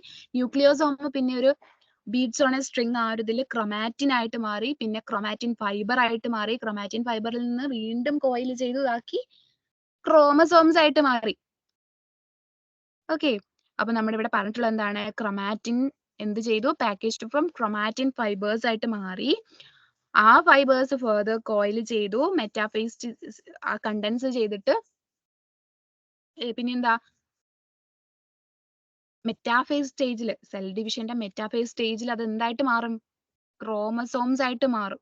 ഓക്കെ, നമ്മളൊരു ക്രോമസോമിനെ എടുത്ത് നോക്കുവാണെങ്കിൽ അതിൽ 40% DNA ഉണ്ടാവും. ഒരു ക്രോമസോമിനെ നമ്മൾ എടുത്തു നോക്കുവാണെങ്കിൽ 40% DNA ഉണ്ടാവും, 50% ഹിസ്റ്റോൺസ് ഉണ്ടാവും, പിന്നെന്താ ഒരു 8.5% പ്രോട്ടീൻ ഉണ്ടാവും, പ്ലസ് ഒരു 1.5% RNA. ഇത്രയാണ് നമ്മൾ എന്തിൽ കാണുക? ക്രോമസോമിൽ കാണുക. പിന്നെ നമുക്ക് ഇതിലും ഹയർ ലെവൽ ആയിട്ട് ഈ ഒരു പാക്കേജിംഗിൽ നമ്മൾ ഹയർ ലെവലിലേക്ക് അതിലേക്ക് പോകുമ്പം എന്ത് വേണം? നോൺ ഹിസ്റ്റോൺ ക്രോമസോമൽ പ്രോട്ടീൻ പറഞ്ഞിട്ടുള്ള നോൺ ഹിസ്റ്റോൺ ക്രോമസോമൽ പ്രോട്ടീൻസും കൂടി എന്ത് ആവശ്യമുണ്ട്? ഈ ഒരു പാക്കേജിങ്ങിന് ആവശ്യമുണ്ട്. ഹിസ്റ്റോൺ മാത്രമല്ല, ഹയർ ലെവലിലേക്ക് പോകുമ്പോൾ NH3 എന്ന് പറഞ്ഞിട്ടുള്ള നോൺ ഹിസ്റ്റോൺ ക്രോമസോമൽ പ്രോട്ടീൻസും കൂടി ആവശ്യമുണ്ട് അവർക്ക്. ഇവിടെ കൊടുത്തിരിക്കുന്ന പിക്ചർ ഇത് നേരത്തെ കാണിച്ചതിന്റെ തന്നെയാണ്. ജസ്റ്റ് ഒന്നുകൂടി ഒന്ന് പറയാനാണെങ്കിൽ എന്താണ്? ഒരു DNA എന്തുണ്ട്? 2.nm ആ അതിലുള്ള DNA എന്ത് ചെയ്തു? ബീഡ്സ് ഓൺ എ സ്ട്രിങ് എന്ന് പറഞ്ഞിട്ടുള്ള ആ ഒരു ഇതില് ക്രൊമാറ്റിൻ ആയിട്ട് അല്ലെ, ബീഡ്സ് ഓൺ എ സ്ട്രിങ് എന്ന് പറഞ്ഞിട്ടുള്ള ഫോമിലാവും, ക്രൊമാറ്റിൻ എന്ന് പറഞ്ഞിട്ടുള്ളതാവും. അപ്പൊ അതിനെന്താണ്? ഒരു 11 nm ഇതിലാണ് ലെങ്ത് വരുന്നത് അല്ലെ. പിന്നെ നെക്സ്റ്റ് എന്താണ് ആവുന്നത്? ക്രൊമാറ്റിൻ ഫൈബർ ആവും. അത് കഴിഞ്ഞിട്ട് എന്താവും? ക്രോമസോമിലേക്ക് ആവാൻ വേണ്ടി ലൂപ്പ് ഒക്കെ ചെയ്ത് കണ്ടൻസ് ചെയ്ത് തുടങ്ങുകയാണ് അവിടുന്ന്. നെക്സ്റ്റ് എന്തായി? മെറ്റാഫേസ് സ്റ്റേജിൽ അത് വീണ്ടും കണ്ടൻസ് ചെയ്ത് നിൽക്കുവാണ്. എന്നിട്ട് അവസാനം എന്ത് ചെയ്തു? മെറ്റാഫേസ് കഴിയുമ്പം അതെന്തായി മാറി? ക്രോമസോംസ് ആയിട്ട് മാറി. ഓക്കെ, ഇനി നെക്സ്റ്റ് ടോപ്പിക് എന്ന് വെച്ചാൽ എന്താണ് സെൻട്രൽ ഡോഗ്മ എന്നുള്ളതാണ്. മോളിക്കുലാർ ബയോളജിയിൽ നമ്മൾ സെൻട്രൽ ഡോഗ്മ എന്ന് ഉദ്ദേശിക്കുന്നത് എന്തിനാണെന്നാണ്. ഓക്കെ, അത് പ്രപ്പോസ് ചെയ്തത് ഫ്രാൻസിസ് ക്രിക്ക് ആണ്. ഓക്കെ, സെൻട്രൽ ഡോഗ്മ എന്ന് പറയുന്നത് ആക്ച്വലി ഒരു ജനറ്റിക് ഇൻഫർമേഷന്റെ ഒരു ഫ്ലോ ആണ് കാണിക്കുന്നത്. ഓക്കെ, ജനറ്റിക് ഇൻഫർമേഷന്റെ ഒരു ഫ്ലോ ആണ് കാണിക്കുന്നത്. അതെങ്ങനെയാണ്? സാധാരണ നമ്മൾ പറയുമ്പം ഡി എൻ എയിൽ നിന്ന് എന്തുണ്ടാവും? RNA അല്ലെങ്കിൽ mRNA ഉണ്ടാവും. ഡി എൻ എയിൽ നിന്ന് RNA അല്ലെങ്കിൽ mRNA ഉണ്ടാകുന്നു. എന്നിട്ടോ ആ mRNA അല്ലെങ്കിൽ RNAയിൽ നിന്ന് എന്താണ് ഉണ്ടാവുന്നത്? പ്രോട്ടീൻ ഉണ്ടാവുന്നതാണ് അല്ലെ? അപ്പൊ ആ ഒരു ജനറ്റിക് ഇൻഫർമേഷന്റെ ഫ്ലോനെയാണ് നമ്മൾ സെൻട്രൽ ഡോഗ്മ എന്ന് പറയുന്നത്. ഓക്കെ, ഈ സെൻട്രൽ ഡോഗ്മേനെ നമുക്ക് റിവേഴ്സ് ഇതിൽ നടത്താൻ പറ്റും. ചില വൈറസിലൊക്കെ എന്തുണ്ടാകുന്നുണ്ട്? ഈ ഒരു റിവേഴ്സ് ആയിട്ടുള്ള ഒരു ഡയറക്ഷനിൽ നടക്കുന്നുണ്ട്. റിവേഴ്സ് ട്രാൻസ്ക്രിപ്ഷൻ എന്ന് പറഞ്ഞിട്ട് നിങ്ങൾ കേട്ടിട്ടില്ലേ? റിവേഴ്സ് ട്രാൻസ്ക്രിപ്ഷൻ എന്ന് പറയുന്നത് എന്താണ്? RNAയിൽ നിന്ന് DNA ഉണ്ടാവുകയാണ് അല്ലെ? HIV എന്ന് പറയുന്ന റിട്രോ വൈറസസ് ഒക്കെ റിവേഴ്സ് ട്രാൻസ്ക്രിപ്ഷന് കാപ്പബിൾ ആണെന്ന് നമ്മൾ പഠിച്ചിട്ടുണ്ടായിരുന്നു. അതെന്താണ്? RNAയിൽ നിന്ന് DNA ഉണ്ടാക്കുക. നമ്മളിവിടെ സെൻട്രൽ ഡോഗ്മയിൽ എങ്ങനെയാണ് ആ ഒരു ജനറ്റിക് ഇൻഫർമേഷന്റെ ഫ്ലോനെ പറഞ്ഞിട്ടുള്ളത്? DNA-യിൽ നിന്ന് RNA അല്ലെങ്കിൽ mRNA ഇൻറ്റു പ്രോട്ടീൻ ആവുകയാണ്. അപ്പം ഇവിടെ അതെന്താണ്? റിവേഴ്സ് ആയിട്ടാണ് നടക്കുന്നത്. അതുകൊണ്ട് തന്നെ അതിന് എന്താണ് പറയുന്നത്? റിവേഴ്സ് ട്രാൻസ്ക്രിപ്ഷൻ എന്നാണ് പറയുന്നത്. DNA-യിൽ നിന്ന് RNA ആവുന്നതിന് നമ്മൾ ട്രാൻസ്ക്രിപ്ഷൻ എന്നാണ് പറയുക. അത് തിരിച്ചു നടക്കുന്നതിന് റിവേഴ്സ് ട്രാൻസ്ക്രിപ്ഷൻ എന്ന് പറയുന്നു. ഇതാണ് എന്ത്? നമ്മുടെ സെൻട്രൽ ഡോഗ്മ എന്ന് പറയുന്നത്. DNA-യിൽ നിന്ന് RNA അല്ലെങ്കിൽ mRNA ഉണ്ടായി. ആ mRNA അല്ലെങ്കിൽ എന്തായി മാറി? പ്രോട്ടീൻ ആയിട്ട് മാറി. DNA എന്താവും? സെൻട്രൽ ഡോഗ്മ പറയുമ്പോൾ നമ്മൾ ഒരു കാര്യം ആലോചിക്കണം. DNA-യുടെ റെപ്ലിക്കേഷൻ കൂടി പറയാൻ മറക്കരുത്. ഓക്കെ, അപ്പം DNA റെപ്ലിക്കേറ്റ് ചെയ്യും. DNA-ന്റെ റെപ്ലിക്കേഷൻ നടക്കുന്നുണ്ട്. അതിൽ DNA ആയിട്ട് മാറും. അതിനെന്ത് പറയും? റെപ്ലിക്കേഷൻ എന്ന് പറയും. ആ DNA RNA ആയിട്ട് അല്ലെങ്കിൽ mRNA ആയി മാറുന്നതിനെ നമ്മൾ ട്രാൻസ്ക്രിപ്ഷൻ എന്ന് പറയും. ഓക്കെ, അത് റിവേഴ്സ് ആയിട്ട് നടക്കുന്നുണ്ട്. റിവേഴ്സ് ആയിട്ട് നടക്കുമ്പോൾ നമ്മൾ അതിന് എന്ത് പറയും? റിവേഴ്സ് ട്രാൻസ്ക്രിപ്ഷൻ എന്ന് പറയും. RNA-യിൽ നിന്ന് പ്രോട്ടീൻ ഉണ്ടാവുന്നതിന് ട്രാൻസ്ലേഷൻ എന്ന് പറയും. ഇതാണ് എന്ത്? സെൻട്രൽ ഡോഗ്മ എന്ന് പറയുന്നത്. ഇനി നമുക്ക് എന്ത് പഠിക്കണം? ഈ ഓരോ പ്രോസസ്സും എന്താണെന്ന് പഠിക്കണം അല്ലെ? അപ്പൊ ഫസ്റ്റ് എന്താണ്? DNA-യിൽ നിന്ന് DNA ഉണ്ടാവുന്ന റെപ്ലിക്കേഷൻ എന്താണെന്ന് നോക്കിക്കഴിഞ്ഞാൽ എന്താണ് റെപ്ലിക്കേഷൻ? DNA-ന്റെ റെപ്ലിക്കേഷൻ എന്ന് പറഞ്ഞാൽ DNA തന്നെ വീണ്ടും ഉണ്ടാവുക അല്ലെ? അതാണ് റെപ്ലിക്കേഷൻ. റിപ്പീറ്റ് ചെയ്ത് ഇങ്ങനെ ആക്കുക. ആരാണ് ആ ഒരു റെപ്ലിക്കേഷന്റെ ഇത്? അത് സെമി കൺസർവേറ്റീവ് ആയിട്ടാണ് റെപ്ലിക്കേഷൻ നടക്കുന്നത്. ഒരു സെമി കൺസർവേറ്റീവ് ആണെന്ന് പ്രപ്പോസ് ചെയ്തത് ആരാണ്? അല്ലെങ്കിൽ ആയിരിക്കാം എന്ന് സജസ്റ്റ് ചെയ്തത് വാട്സണും ക്രിക്കും ആണ്. റെപ്ലിക്കേഷൻ സെമി കൺസർവേറ്റീവ് ആയിരിക്കാം എന്ന് സജസ്റ്റ് ചെയ്തത് വാട്സൺ ആൻഡ് ക്രിക്കും ആണ്. പക്ഷേ മിസെൽസൺ ആൻഡ് സ്റ്റാൽ എന്ന് പറഞ്ഞിട്ടുള്ള സയന്റിസ്റ്റ് 1958 എക്സ്പെരിമെന്റ് ചെയ്തിട്ട് എന്ത് പ്രൂവ് ചെയ്തു? സെമി കൺസർവേറ്റീവ്ലി ആണ് എന്ത് DNA-ന്റെ റെപ്ലിക്കേഷൻ നടക്കുന്നതെന്ന് പ്രൂവ് ചെയ്തത് ആരാണ്? മിസെൽസൺ ആൻഡ് സ്റ്റാൾ ആണ്. എപ്പോഴാണ്? 1958.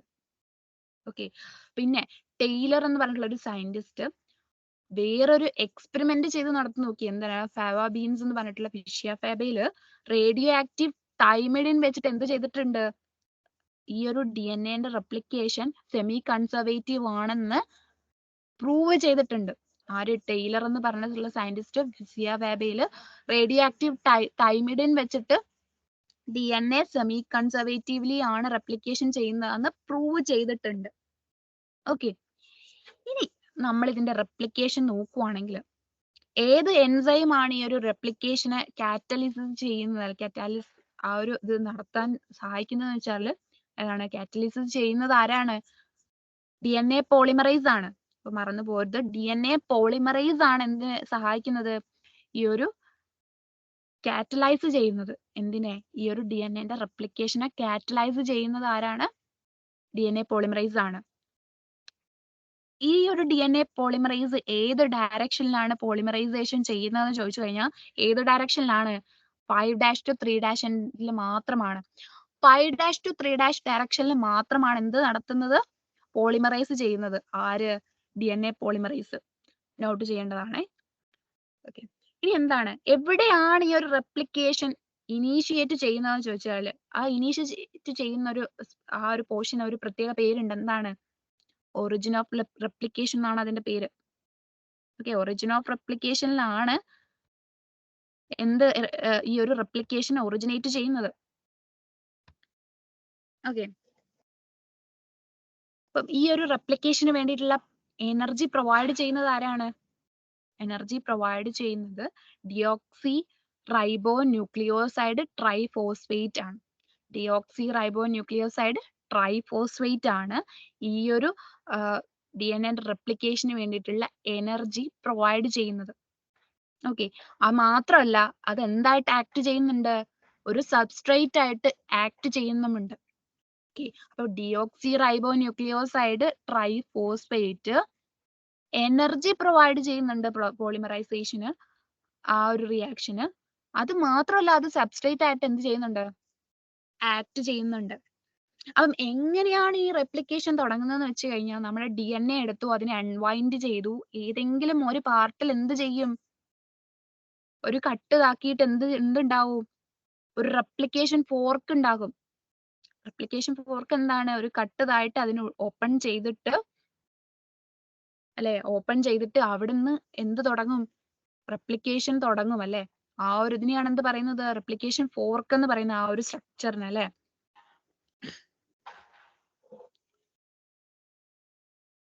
റെപ്ലിക്കേഷൻ എന്ന് പറയുമ്പം ആ ഒരു നമ്മൾ അതിൽ എടുത്തു നോക്കുവാണെങ്കിൽ, സ്ട്രാൻഡ്, ലീഡിങ് സ്ട്രാൻഡ് എന്ന് പറഞ്ഞിട്ടുള്ള ഒരു സ്ട്രാൻഡ് ഉണ്ട്. അത് 5' to 3' എൻഡിലേക്കാണ് ലീഡിങ് സ്ട്രാൻഡ് പോകുന്നത്. ഓക്കെ, നമ്മുടെ DNA പോളിമറൈസ് കാറ്റലൈസ് ചെയ്യുന്ന ഡയറക്ഷൻ ഏതാണ്? 3' to 5' to 3' ആ ഒരു ഡയറക്ഷനിലാണ് കാറ്റലൈസ് ചെയ്യുന്നത്. അപ്പം ലീഡിങ് സ്ട്രാൻഡ് ഉണ്ടാവുന്നത് ഏത് ഡയറക്ഷനിലാണ്? ലീഡിങ് സ്ട്രാൻഡ് ഉണ്ടാവുന്നത് 3' to 5' ഡയറക്ഷനിലാണ്. അപ്പം അതുകൊണ്ട് തന്നെ അതിനെന്താണ്? പോളിമറൈസേഷൻ, കണ്ടിന്യൂസ് ആയിട്ടുള്ള പോളിമറൈസേഷൻ ആണ് അവിടെ ഇതാവുന്നത്. കണ്ടിന്യൂസ് ആയിട്ടുള്ള സ്ട്രാൻഡ് ആയിരിക്കും അത്. ഓക്കെ, ഈ സ്ട്രാൻഡിനെ അതിന്റെ ടെംപ്ലേറ്റ് സ്ട്രാൻഡ് ഏതായിരിക്കും? നമുക്കൊരു 5' to 3' എൻഡിലാണ് ഉണ്ടാവുന്ന സ്ട്രാൻഡ് ഉണ്ടാവേണ്ടതെങ്കിൽ, നമുക്ക് വേണ്ട സ്ട്രാൻഡ് ഉണ്ടാവേണ്ടതെങ്കിൽ, അതിനെ കോഡ് ചെയ്യുന്ന അല്ലെങ്കിൽ അതിന്റെ ടെംപ്ലേറ്റ് സ്ട്രാൻഡ് അതിന്റെ ഓപ്പോസിറ്റ് ആയിട്ടുള്ള പൊളാരിറ്റി അല്ലെങ്കിൽ ഓപ്പോസിറ്റ് ആയിട്ടുള്ള സ്ട്രാൻഡ് ആയിരിക്കില്ലേ? 3' to 5' എൻഡ് പൊളാരിറ്റി ഉള്ള ലീഡിങ് സ്ട്രാൻഡിന്റെ ടെംപ്ലേറ്റിൽ നിന്നാണ് എന്തുണ്ടാവുന്നത്? അതിന്റെ ഓപ്പോസിറ്റ് ആയിട്ടായിരിക്കും ലീഡിങ് സ്ട്രാൻഡ് ഉണ്ടാവുന്നത്, അല്ലെ? അപ്പൊ നമ്മൾ അതിന്റെ പിക്ക് ഒന്ന് നോക്കിക്കളയാം, അപ്പൊ കുറച്ചുകൂടി ഈസി ആവും. ഓക്കെ, ഇവിടെ നമ്മൾ നോക്കുമ്പോ നമ്മുടെ ലീഡിങ് സ്ട്രാൻഡ് ഏതാണ്? താഴത്തെയുള്ള സ്ട്രാൻഡ്, അല്ലെ? താഴെ ഉള്ളതാണ് എന്ത്? Leading strand. നമ്മുടെ ഓൾറെഡി ഉള്ള DNA സ്ട്രാൻഡ് എന്ന് പറയുന്നത് എന്തായിട്ടാണ് ആക്ട് ചെയ്യുക? ടെംപ്ലേറ്റ് ആയിട്ടാണ് ആക്ട് ചെയ്യുക, അല്ലെ? ഉണ്ടാവുന്ന സ്ട്രാൻഡ് ആണ് എന്ത്? അവിടെ ഉണ്ടാവുന്ന സ്ട്രാൻഡ് ആണ് ലീഡിങ് സ്ട്രാൻഡ് എന്ന് പറയുന്നത്. അത് ലീഡിങ് ആവാനുള്ള കാരണം എന്തുകൊണ്ടാണ്? അത് 5' to 3' എൻഡിലേക്കാണ് പോകുന്നത്. ഓക്കെ, 5' to 3' എൻഡാണ് ആ ലീഡിങ് സ്ട്രാൻഡിന്റെ പൊളാരിറ്റി എന്ന് പറയുന്നത്. അതിന്റെ ടെംപ്ലേറ്റ്, നമ്മുടെ ഓൾറെഡി ഉണ്ടായിരുന്ന സ്ട്രാൻഡ്, DNA സ്ട്രാൻഡ് അല്ലെങ്കിൽ ആ ഒരു ടെംപ്ലേറ്റ് ആയിട്ട് ആക്ട് ചെയ്യുന്ന ആ സ്ട്രാൻഡിന്റെ പൊളാരിറ്റി എന്താണ്? 3' to 5' ആണ്. പുതിയതായിട്ട് ഉണ്ടാവുന്ന ലീഡിങ് സ്ട്രാൻഡിന്റെ പൊളാരിറ്റി എന്താണ്? 5' to 3' ആണ്. ഓക്കെ, അതുകൊണ്ട് അത് കണ്ടിന്യൂസ് ആയിട്ടുള്ള സ്ട്രാൻഡ് ആണ്.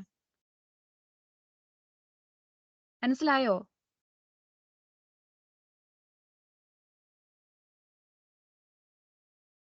നിങ്ങൾക്ക് കേൾക്കുന്നുണ്ടെന്ന് ഞാൻ വിചാരിക്കുന്നു കേട്ടോ. Yes, ma'am. ഓക്കെ, ഇനി ഒരു സ്ട്രാൻഡും കൂടി ഉണ്ട്, അല്ലെ? നമ്മുടെ എക്സിസ്റ്റിംഗ് ആയിട്ടുള്ള DNAക്ക് ഒരു സ്ട്രാൻഡും കൂടി ഉണ്ട്. അത് ഏത് ഡയറക്ഷനിലാണ്? 5' to 3' ഡയറക്ഷനിലാണുള്ളത്. പൊളാരിറ്റി അതാണ്. അപ്പം അതിൽ നിന്ന് ഉണ്ടാകുന്ന, അതിന്റെ ഓപ്പോസിറ്റ് ആയിട്ട് ഉണ്ടാകുന്ന പുതിയതായിട്ടുള്ളതിന്റെ സ്ട്രാൻഡ് എന്തായിരിക്കും? അത് 3' to 5' ഡയറക്ഷനിലായിരിക്കും. ഓക്കെ, അപ്പൊ പുതിയതായിട്ട് ഉണ്ടാവുന്നതിന് 3' to 5' ഡയറക്ഷനിൽ അതിനെ പോളിമറൈസ് ചെയ്യാൻ പറ്റുമോ? പോളിമറൈസ് ചെയ്യാൻ പറ്റില്ല. കാരണം എന്താ, DNA പോളിമറൈസ് എവിടെ മുതൽ 5' to 3' എൻഡിലേക്ക് എന്ത് ചെയ്യുള്ളൂ, പോളിമറൈസേഷൻ നടത്തുന്നുള്ളൂ അല്ലേ. അപ്പം ആ എൻഡില് ആ സ്ട്രാൻഡ് എങ്ങനെയാ ഉണ്ടാവുന്നതെന്ന് വെച്ചാല്, ആ സ്ട്രാൻഡ്സ് ലാഗിങ് സ്ട്രാൻഡ്സ് എന്ന് പറയും. അവര് ഡിസ്കണ്ടിന്യൂസ് ആയിട്ടാണ് ഉണ്ടാവുന്നത്. ഓക്കെ, അവര് ഡിസ്കണ്ടിന്യൂസ് ആയിട്ടാണ് ഉണ്ടാവുന്നത്. രണ്ടാമത്തെ സ്ട്രാൻഡ് എന്ന് പറയുന്നത് എന്താണ്, ലാഗിങ് സ്ട്രാൻഡ് എങ്ങനെയാണ് ഉണ്ടാവുന്നത്, ഡിസ്കണ്ടിന്യൂസ് ആയിട്ടാണ് ഉണ്ടാവുന്നത്. ഇത് ഇവിടെ കണ്ടില്ലേ നിങ്ങള്, ഡിസ്കണ്ടിന്യൂസ് ആയിട്ടാണ് ഉണ്ടാവുന്നത്. എന്നിട്ട് അവസാനം എന്താണ് ചെയ്യുക, ഈ ഡിസ്കണ്ടിന്യൂസ് ആയിട്ട് ഉണ്ടാവുന്ന ആ ഓരോ എന്താണ്, ഓരോ ഫ്രാഗ്മെന്റ്സ് ആയിട്ടല്ലേ ഉണ്ടാവുന്നത് അല്ലെ. ഇവിടെ ഓരോ ഫ്രാഗ്മെന്റ്സ് ആയിട്ടാണ് ഉണ്ടാവുന്നത്. ആ ഡിസ്കണ്ടിന്യൂസ് ആയിട്ടുള്ള ഫ്രാഗ്മെന്റ്സിനെ നമ്മൾ ഒക്കോസാക്കി ഫ്രാഗ്മെന്റ്സ് എന്നാണ് വിളിക്കുന്നത്. ഈ ഒക്കോസാക്കി ഫ്രാഗ്മെന്റ്സ് എന്താണ് അവസാനം, DNA ലിഗേസ് വെച്ചിട്ട് അവസാനം എന്താണ്, ജോയിൻ ചെയ്യിപ്പിക്കുക ചെയ്യുന്നത് ലാഗിങ് സ്ട്രാൻഡിന്. ഓക്കെ, അങ്ങനെയാണ് എന്ത് നടക്കുന്നത്, DNA റെപ്ലിക്കേഷൻ നടക്കുന്നത്. നമ്മുടെ യൂക്കാരിയോട്ടിക് സെൽ എടുത്ത് നോക്കുവാണെങ്കിൽ DNA റെപ്ലിക്കേഷൻ എവിടെയാണ്, എപ്പോഴാണ്, എസ് ഫേസിൽ, സെൽ സൈക്കിളിന്റെ എസ് ഫേസിലാണ് നടക്കുന്നത്. ഓക്കെ, ഇനി നമ്മൾ ഇന്നലെ ഒരു കാര്യം പറഞ്ഞിട്ടുണ്ടായിരുന്നു, പോളിപ്ലോയിഡി എന്ന് പറഞ്ഞിട്ടൊരു കാര്യം പറഞ്ഞിട്ടുണ്ടായിരുന്നു അല്ലെ. എന്താണ് കാരിയോകൈനസിസ്. കാരിയോകൈനസിസ് എന്ന് പറഞ്ഞാൽ എന്താണ്, DNA റെപ്ലിക്കേഷൻ അല്ലെങ്കിൽ ആ ഒരു ഡിവിഷൻ നടന്നു കഴിഞ്ഞു, പക്ഷെ എന്തുണ്ടായില്ല, അത് കഴിഞ്ഞിട്ട് സൈറ്റോകൈനസിസ് നടന്നില്ല. സൈറ്റോകൈനസിസ് എന്ന് പറഞ്ഞാൽ എന്താണ്, സെല്ലിന്റെ ഡിവിഷൻ അല്ലെ. ആ സെല്ലിന്റെ ഡിവിഷൻ നടന്നില്ലെങ്കിൽ എന്ത് പറ്റും, റെപ്ലിക്കേറ്റ് ചെയ്ത് അവിടെ നിൽക്കുന്നുണ്ട്. സെല്ലിന്റെ ഡിവിഷൻ നടന്നില്ലെങ്കിൽ ക്രോമസോം അങ്ങ് അധികമാവും അല്ലെ. ആ ഒരു സ്റ്റേജിനെ നമ്മൾ എന്താ പറയാ, പോളിപ്ലോയിഡി എന്നാണ് പറയാ. ഓക്കെ, ഇനി നമുക്ക് എന്താണ് അറിയേണ്ടത്, റെപ്ലിക്കേഷൻ കഴിഞ്ഞു. സെൻട്രൽ ഡോഗ്മയിൽ നമ്മൾ നോക്കിയതിൽ റെപ്ലിക്കേഷൻ കഴിഞ്ഞു. ഇനി എന്താണ്, നമ്മുടെ DNA നിന്ന് mRNA അല്ലെങ്കിൽ RNA ഉണ്ടാവുന്ന ഒരു പ്രൊസീജിയർ ഉണ്ട് അല്ലെ. അതിന് എന്താ പറയുന്നത്, ട്രാൻസ്ക്രിപ്ഷൻ എന്നാണ് പറയുന്നത്. അപ്പം DNA നിന്ന് ജനറ്റിക് ഇൻഫർമേഷനെ എന്തിലേക്ക് ആക്കണം, RNA അല്ലെങ്കിൽ mRNA നമ്മൾ കോപ്പി ചെയ്യണം അല്ലെ. അപ്പം ഒരേ ഒരു സെഗ്മെന്റ്, DNA ഒരൊറ്റ സെഗ്മെന്റ് മാത്രമേ എന്ത് ചെയ്യുന്നുള്ളൂ, കോപ്പി ചെയ്ത് പോകുന്നുള്ളൂ RNA. രണ്ട് സെഗ്മെന്റും കൂടി 2 RNA ഉണ്ടാവുകയാണോ ചെയ്യുന്നത്, അല്ലെങ്കിൽ ഡബിൾ സ്റ്റാൻഡേർഡ് ആയിട്ടുള്ള RNA ഉണ്ടാവുകയാണോ ചെയ്യുന്നത്, അല്ല. അതിൽ ഒരു സെഗ്മെന്റ് മാത്രമേ കോപ്പി ചെയ്യുന്നുള്ളൂ RNA ആയിട്ട്. ആ കോപ്പി ചെയ്യുന്ന സെഗ്മെന്റിനെയാണ് നമ്മൾ എന്ത് പറയുന്നത്, കോഡിംഗ് സ്ട്രാൻഡ് എന്ന് പറയുന്നത്. ഓക്കെ, RNA-യിൽ എന്താ കാണുന്നത്, യുറാസിലാണ് കാണുന്നത്. DNA-യിൽ തൈമിന് ഉണ്ട്, അതിന് പകരം RNA-യിൽ പോകുമ്പോൾ അതെന്താവും, യുറാസിലായിട്ട് മാറും. ഓക്കെ, നമ്മളൊരു ട്രാൻസ്ക്രിപ്ഷൻ യൂണിറ്റ് അല്ലെങ്കിൽ ആ ഒരു ഇത് എടുത്ത് നോക്കിക്കഴിഞ്ഞാൽ, റീജിയൻ എടുത്ത് നോക്കിക്കഴിഞ്ഞാൽ, ട്രാൻസ്ക്രിപ്ഷൻ യൂണിറ്റ് എടുത്ത് നോക്കിക്കഴിഞ്ഞാൽ, ട്രാൻസ്ക്രിപ്ഷൻ നടക്കുന്ന ആ ഒരു യൂണിറ്റ് എടുത്ത് നോക്കിക്കഴിഞ്ഞാൽ നമുക്കതിൽ 3 റീജിയൻ കാണാൻ പറ്റും. ഒരു പ്രൊമോട്ടർ റീജിയൻ, ഒരു സ്ട്രക്ചറൽ ജീനിന്റെ റീജിയൻ, ഒരു ടെർമിനേറ്ററും കാണാൻ പറ്റും. അങ്ങനെ 3 റീജിയൻ നമുക്ക് കാണാൻ പറ്റും. ഓക്കെ, ഈ ഒരു പ്രോസസ്സിനെ കാറ്റലൈസ് ചെയ്യുന്നത് അല്ലെങ്കിൽ കറ്റാലിസിസ്, ആ ഒരു പ്രോസസ്സ് നടത്തുന്നത് ആരാണ്, കാറ്റലൈസ് ചെയ്യുന്നത് ഈ ഒരു പ്രോസസ്സിനെ, DNA-യിൽ നിന്ന് RNA ഉണ്ടാവുന്ന പ്രോസസ്സാണ്. അതുകൊണ്ട് തന്നെ ആരായിരിക്കും കാറ്റലൈസ് ചെയ്യുന്നത്, RNA പോളിമറൈസ് ആണ് കാറ്റലൈസ് ചെയ്യുന്നത്. DNA-യിൽ നിന്ന് DNA ആവുന്ന റെപ്ലിക്കേഷൻ പ്രോസസ്സിനെ DNA പോളിമറൈസ് ആണ് കാറ്റലൈസ് ചെയ്തത്. RNA ആവുന്ന പ്രോസസ്സിനെ RNA പോളിമറൈസ് ആണ് കാറ്റലൈസ് ചെയ്യുന്നത്. ഓക്കെ, RNA പോളിമറൈസിന്റെ കാറ്റലൈസ് ചെയ്യുന്ന ആ ഒരു റീജിയൻ ഏത് തന്നെയാണ്, DNA പോളിമറൈസിന്റെ സെയിം പൊളാരിറ്റി ആണ് അതിന്. 5' through 3' എൻഡിലേക്ക് മാത്രമേ അവർ എന്ത് ചെയ്യൂ, പോളിമറൈസേഷൻ നടത്തുള്ളൂ. ഓക്കെ, ആ ഡയറക്ഷനിലാണ് അവർ പോളിമറൈസേഷൻ ചെയ്യുന്നത്. ഓക്കെ, അപ്പൊ നമ്മൾ പറഞ്ഞിട്ടുണ്ടായിരുന്നു ഏതൊക്കെ സ്ട്രാൻഡ് ഉണ്ട്, ടെംപ്ലേറ്റ് സ്ട്രാൻഡ് ഉണ്ട്, കോഡിംഗ് സ്ട്രാൻഡ് ഉണ്ട്, പ്രൊമോട്ടർ ഉണ്ട്, സ്ട്രക്ചറൽ ജീൻ ഉണ്ട്, അങ്ങനെ കുറേ സാധനങ്ങൾ ഈ ഒരു യൂണിറ്റിന്റെ ഉള്ളിലുണ്ട് നമ്മൾ പറഞ്ഞിട്ടുണ്ടായിരുന്നു അല്ലെ. അപ്പൊ നമ്മൾ അതിനെ ഓരോന്നിനും എടുത്ത് നോക്കുവാണെങ്കിൽ, ടെംപ്ലേറ്റ് സ്ട്രാൻഡ്, കോഡിംഗ് സ്ട്രാൻഡ്, അങ്ങനെ 2 സ്ട്രാൻഡ് പറഞ്ഞ് ആക്കുന്നുണ്ട്. അപ്പൊ അതിൽ ജസ്റ്റ് ഒരു കൺഫ്യൂഷൻ വരാൻ ചാൻസ് ഉണ്ട്. കോഡിംഗ് സ്ട്രാൻഡ് എന്ന് പറഞ്ഞു കഴിഞ്ഞാൽ നമ്മൾ കോപ്പി ചെയ്യുന്ന 5' to 3' പൊളാരിറ്റിയിലുള്ള നമ്മൾ കോപ്പി ചെയ്യുന്ന സ്ട്രാൻഡ് ആണ് എന്ത്? Coding strand. ആ സ്ട്രാൻഡിനെയാണ് നമ്മൾ എന്താക്കുന്നത്? ആ സ്ട്രാൻഡ് ആണ് നമ്മൾ കോപ്പി ചെയ്ത് RNA ആക്കുന്നത്. അതാണ് ശരിക്കും ഈ അമിനോ ആസിഡിനെ കോഡ് ചെയ്യുന്നത്. അപ്പം അതേ സ്ട്രാൻഡിലുള്ള mRNA അല്ലെ RNA ആണ് നമുക്ക് വേണ്ടത്. ഓക്കെ, ആ സ്ട്രാൻഡിലുള്ള mRNA നമുക്ക് ഉണ്ടാക്കണമെങ്കിൽ നമ്മൾ എവിടെ നിന്നാണ് അത് ഉണ്ടാക്കുക? ആ സ്ട്രാൻഡിനെ നമുക്ക് ഉണ്ടാക്കണമെങ്കിൽ അത് ഉണ്ടാക്കാനുള്ള ടെംപ്ലേറ്റ് ആയിട്ട് നമ്മൾ മറ്റേ അടുത്ത സ്ട്രാൻഡിന് ഉപയോഗിക്കണം അല്ലെ? അതുകൊണ്ടാണ് ടെംപ്ലേറ്റ് സ്ട്രാൻഡ് എന്ന് മറ്റേ സ്ട്രാൻഡിനെ പറയുന്നത്. ഓക്കെ, അതിന് 3' to 5' പൊളാരിറ്റി RNA ഫോർമേഷന് അതാണ് എന്ത്? ടെംപ്ലേറ്റ് ആയിട്ട് നിൽക്കുന്നത്. ആ സ്ട്രാൻഡ് ടെംപ്ലേറ്റ് ആയിട്ട് വെച്ചാൽ മാത്രമേ നമുക്ക് കോഡിംഗ് സ്ട്രാൻഡിന്റെ അതേ സ്ട്രക്ചർ ഉള്ള RNA നമുക്ക് കിട്ടുള്ളൂ. ഓക്കെ, ഇപ്പം ടെംപ്ലേറ്റ് സ്ട്രാൻഡും കോഡിംഗ് സ്ട്രാൻഡും മനസ്സിലായെന്ന് വിചാരിക്കുന്നു. പക്ഷെ ഈ കോഡിംഗ് സ്ട്രാൻഡിൽ നിന്ന് mRNAക്ക് അല്ലെങ്കിൽ RNAക്ക് ഉണ്ടാവുന്ന വ്യത്യാസം എവിടെയായിരിക്കും എന്നറിയോ? എവിടെയാണ് ഈ ഒരു കോഡിംഗ് സ്ട്രാൻഡും ഈ ഒരു ഉണ്ടാവുന്ന RNA അല്ലെങ്കിൽ mRNAയിൽ ഒരു വ്യത്യാസം ഉണ്ടാവുന്നതെന്ന് പറയാൻ പറ്റുമോ? ആർക്കെങ്കിലും പറയാൻ പറ്റുമോ?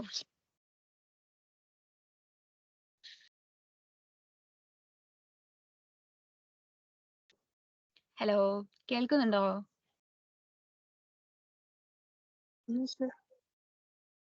ഓക്കെ, അപ്പം ഈ കോഡിംഗ് സ്ട്രാൻഡും നമ്മൾ ഉണ്ടാക്കുന്ന mRNA അല്ലെങ്കിൽ RNAയിൽ ഉണ്ടാവുന്ന ഒരു വ്യത്യാസമുണ്ട്. നമ്മൾ പറഞ്ഞു ഈ കോഡിംഗ് സ്ട്രാൻഡിനെയാണ് നമ്മൾ കോപ്പി ചെയ്യുന്നത്. ആ സ്ട്രാൻഡ് ആണ് നമുക്ക് വേണ്ടത്, RNA ആയിട്ട് വേണ്ടത്. അപ്പൊ അതിലുണ്ടാകുന്ന വ്യത്യാസം എന്താ? രണ്ട് സ്ട്രാൻഡിനെയും കൂടി നമുക്ക് എടുത്ത് ഡബിൾ സ്റ്റാൻഡേർഡ് RNA ഒന്നും പറ്റില്ല. അല്ലെ രണ്ട് സ്ട്രാൻഡിനെയും ഡിഫറെന്റ് ആക്കി രണ്ട് RNA നമുക്ക് വേണ്ട. നമുക്ക് ഈ ഒരു DNA യിൽ നിന്ന് ഒരൊറ്റ RNA മതി. ആ RNA എന്താണ്? കോഡിംഗ് സ്ട്രാൻഡിനെ കോപ്പി ചെയ്തിട്ടാണ് ഉണ്ടാവുന്നത്. ഓക്കെ, അപ്പം കോഡിംഗ് സ്ട്രാൻഡിനെ കോപ്പി ചെയ്യണമെങ്കിൽ എന്താവണം? രണ്ട് പൊളാരിറ്റി ഉള്ള രണ്ട് സ്ട്രാൻഡ് ആണുള്ളത്. അപ്പൊ ഒരു സ്ട്രാൻഡിനെ കോപ്പി ചെയ്യാൻ നമ്മൾ എവിടെ നിന്നാണ്? റെപ്ലിക്കേഷനിൽ നമ്മൾ പഠിച്ചു, ഒരു സ്ട്രാൻഡ് ഉണ്ടാക്കുന്നത് മറ്റേ സ്ട്രാൻഡ് വെച്ചിട്ടാണ് അല്ലെ? മറ്റേ സ്ട്രാൻഡ് വെച്ചിട്ട് അതിന്റെ ഓപ്പോസിറ്റ് എന്തൊക്കെ വരും എന്ന് നോക്കിയിട്ടാണ് നമ്മൾ സ്ട്രാൻഡ് ഉണ്ടാക്കുന്നത്. അപ്പം ടെംപ്ലേറ്റ് സ്ട്രാൻഡ് എന്ന് പറഞ്ഞിട്ടുള്ള 3' to 5' എൻഡിലുള്ള സ്ട്രാൻഡ് വെച്ചിട്ട് നമ്മൾ എന്താണ് ഉണ്ടാക്കുന്നത്? കോഡിംഗ് സ്ട്രാൻഡിനെയാണ് ഉണ്ടാക്കുന്നത്. ആ കോഡിംഗ് സ്ട്രാൻഡ് ആണ് എന്ത്? RNA ഉണ്ടാക്കുമ്പോൾ അത് എന്തായിരിക്കും? കോപ്പി ടു കോഡിംഗ് സ്ട്രാൻഡ് ആണ്.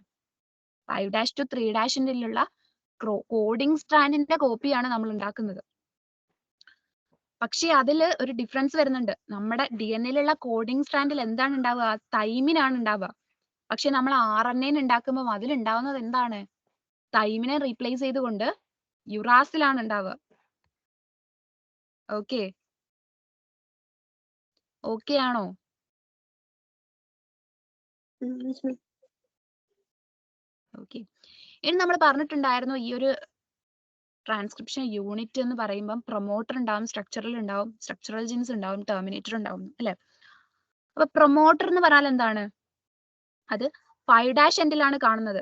5' എൻഡിലാണ് കോഡിംഗ് സ്ട്രാൻഡിന്റെ 5' എൻഡിലാണ് കാണുന്നത്. സ്ട്രക്ചറൽ ജീനിന്റെ തൊട്ട് മുമ്പായിട്ടായിരിക്കും കാണുന്നത്. ഓക്കെ, RNA പോളിമറൈസ് എവിടെയാണ് ബൈൻഡ് ചെയ്യുന്നത്? ട്രാൻസ്ക്രിപ്ഷൻ തുടങ്ങാൻ RNA പോളിമറൈസ് ബൈൻഡ് ചെയ്യുന്നത് പ്രൊമോട്ടറിലാണ്. പ്രൊമോട്ടറിൽ ബൈൻഡ് ചെയ്തിട്ടാണ് അവർ എന്ത് ചെയ്യുന്നത്? തുടങ്ങുന്നത്.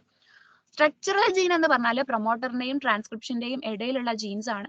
അവരാണ് കോഡ് ചെയ്യുന്നത്. പോളിപെപ്റ്റൈഡിനെ കോഡ് ചെയ്യുന്ന ജീനാണ് ആര്? Structural genes. പ്രൊമോട്ടറിന്റെയും ടെർമിനേറ്ററിന്റെയും ഇടയിലുള്ളവരാണ്. അതിൽ നമുക്ക് എന്ത് കാണാൻ പറ്റും? സിസ്ട്രോൺ എന്ന് പറഞ്ഞിട്ടുള്ള റീജിയൻ കാണാൻ പറ്റും. സിസ്ട്രോൺ എന്ന് പറഞ്ഞിട്ടുള്ള റീജിയൻ എന്താണ്? DNA ഒരു സെഗ്മെന്റ് ആണ് എന്ത്? സിസ്ട്രോൺ എന്ന് പറയുന്നത്. സ്ട്രക്ചറൽ ജീൻ എന്ന് പറഞ്ഞാൽ എന്താണ്? പോളിപെപ്റ്റൈഡിനെ കോഡ് ചെയ്യുന്ന ജീൻസ് ആണല്ലേ? നമ്മുടെ ഉണ്ടാക്കുന്ന RNA ആ ഒരു കോഡ് ചെയ്യുന്ന ആ ഒരു ജീൻസിനെയാണ് എന്ത് പറയുന്നത്? സ്ട്രക്ചറൽ ജീൻസ് എന്ന് പറയുന്നത് അല്ലെ? അപ്പം ഈ ഒരു സ്ട്രക്ചറൽ ജീൻ എന്ന് പറയുന്നതിൽ നമുക്ക് സിസ്ട്രോൺ എന്ന് പറഞ്ഞിട്ടുള്ള പാർട്ട് കാണാൻ പറ്റും. സിസ്ട്രോൺ എന്ന് പറഞ്ഞാൽ എന്താണ്? സിസ്ട്രോൺ എന്ന് പറഞ്ഞാൽ DNA ഒരു പാർട്ടാണ്. ആ സിസ്ട്രോൺ ആണ് ഒരു പോളിപെപ്റ്റൈഡിനെ നമുക്ക് കോഡ് ചെയ്യാം.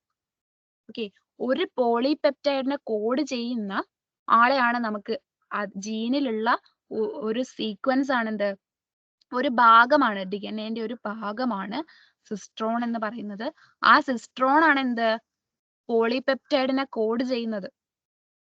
ഓക്കെ, ഈ സ്ട്രക്ചറൽ ജീൻ എന്ന് പറയുന്നത് എന്താവാം? മോണോസിസ്ട്രോണിക് ആവാം, പോളിസിസ്ട്രോണിക്കും ആവാം. യൂക്കാരിയോട്സിൽ അവര് മോണോസിസ്ട്രോണിക് ആണ്, പ്രോകാരിയോട്സിൽ അവര് പോളിസിസ്ട്രോണിക് ആണ്. ഓക്കെ, അത് നമുക്ക് പറയാനുണ്ട്, അടുത്തതിൽ പറയാം. നമുക്ക് നെക്സ്റ്റ് എന്ത് ചെയ്യാം? ടെർമിനേറ്ററിനെ കുറിച്ച് പറയാം. എന്താണ് ടെർമിനേറ്റർ? ടെർമിനേറ്റർ എവിടെയാണ്? കോഡിംഗ് സീക്വൻസിന്റെ അല്ലെങ്കിൽ കോഡിംഗ് ജീനിന്റെ ഏറ്റവും എൻഡിൽ 3' എൻഡിലാണ് ആരെ കാണുന്നത്? ടെർമിനേറ്ററിനെ കാണുന്നത്. ഈ ഒരു പ്രോസസ്സിനെ, RNAന്റെ ഫോർമേഷന്റെ ആ പ്രോസസ്സിനെ, ട്രാൻസ്ക്രിപ്ഷനെ എൻഡ് ചെയ്യുന്നത് ആരാണ്? ടെർമിനേറ്റർ ആണ്. ഓക്കെ,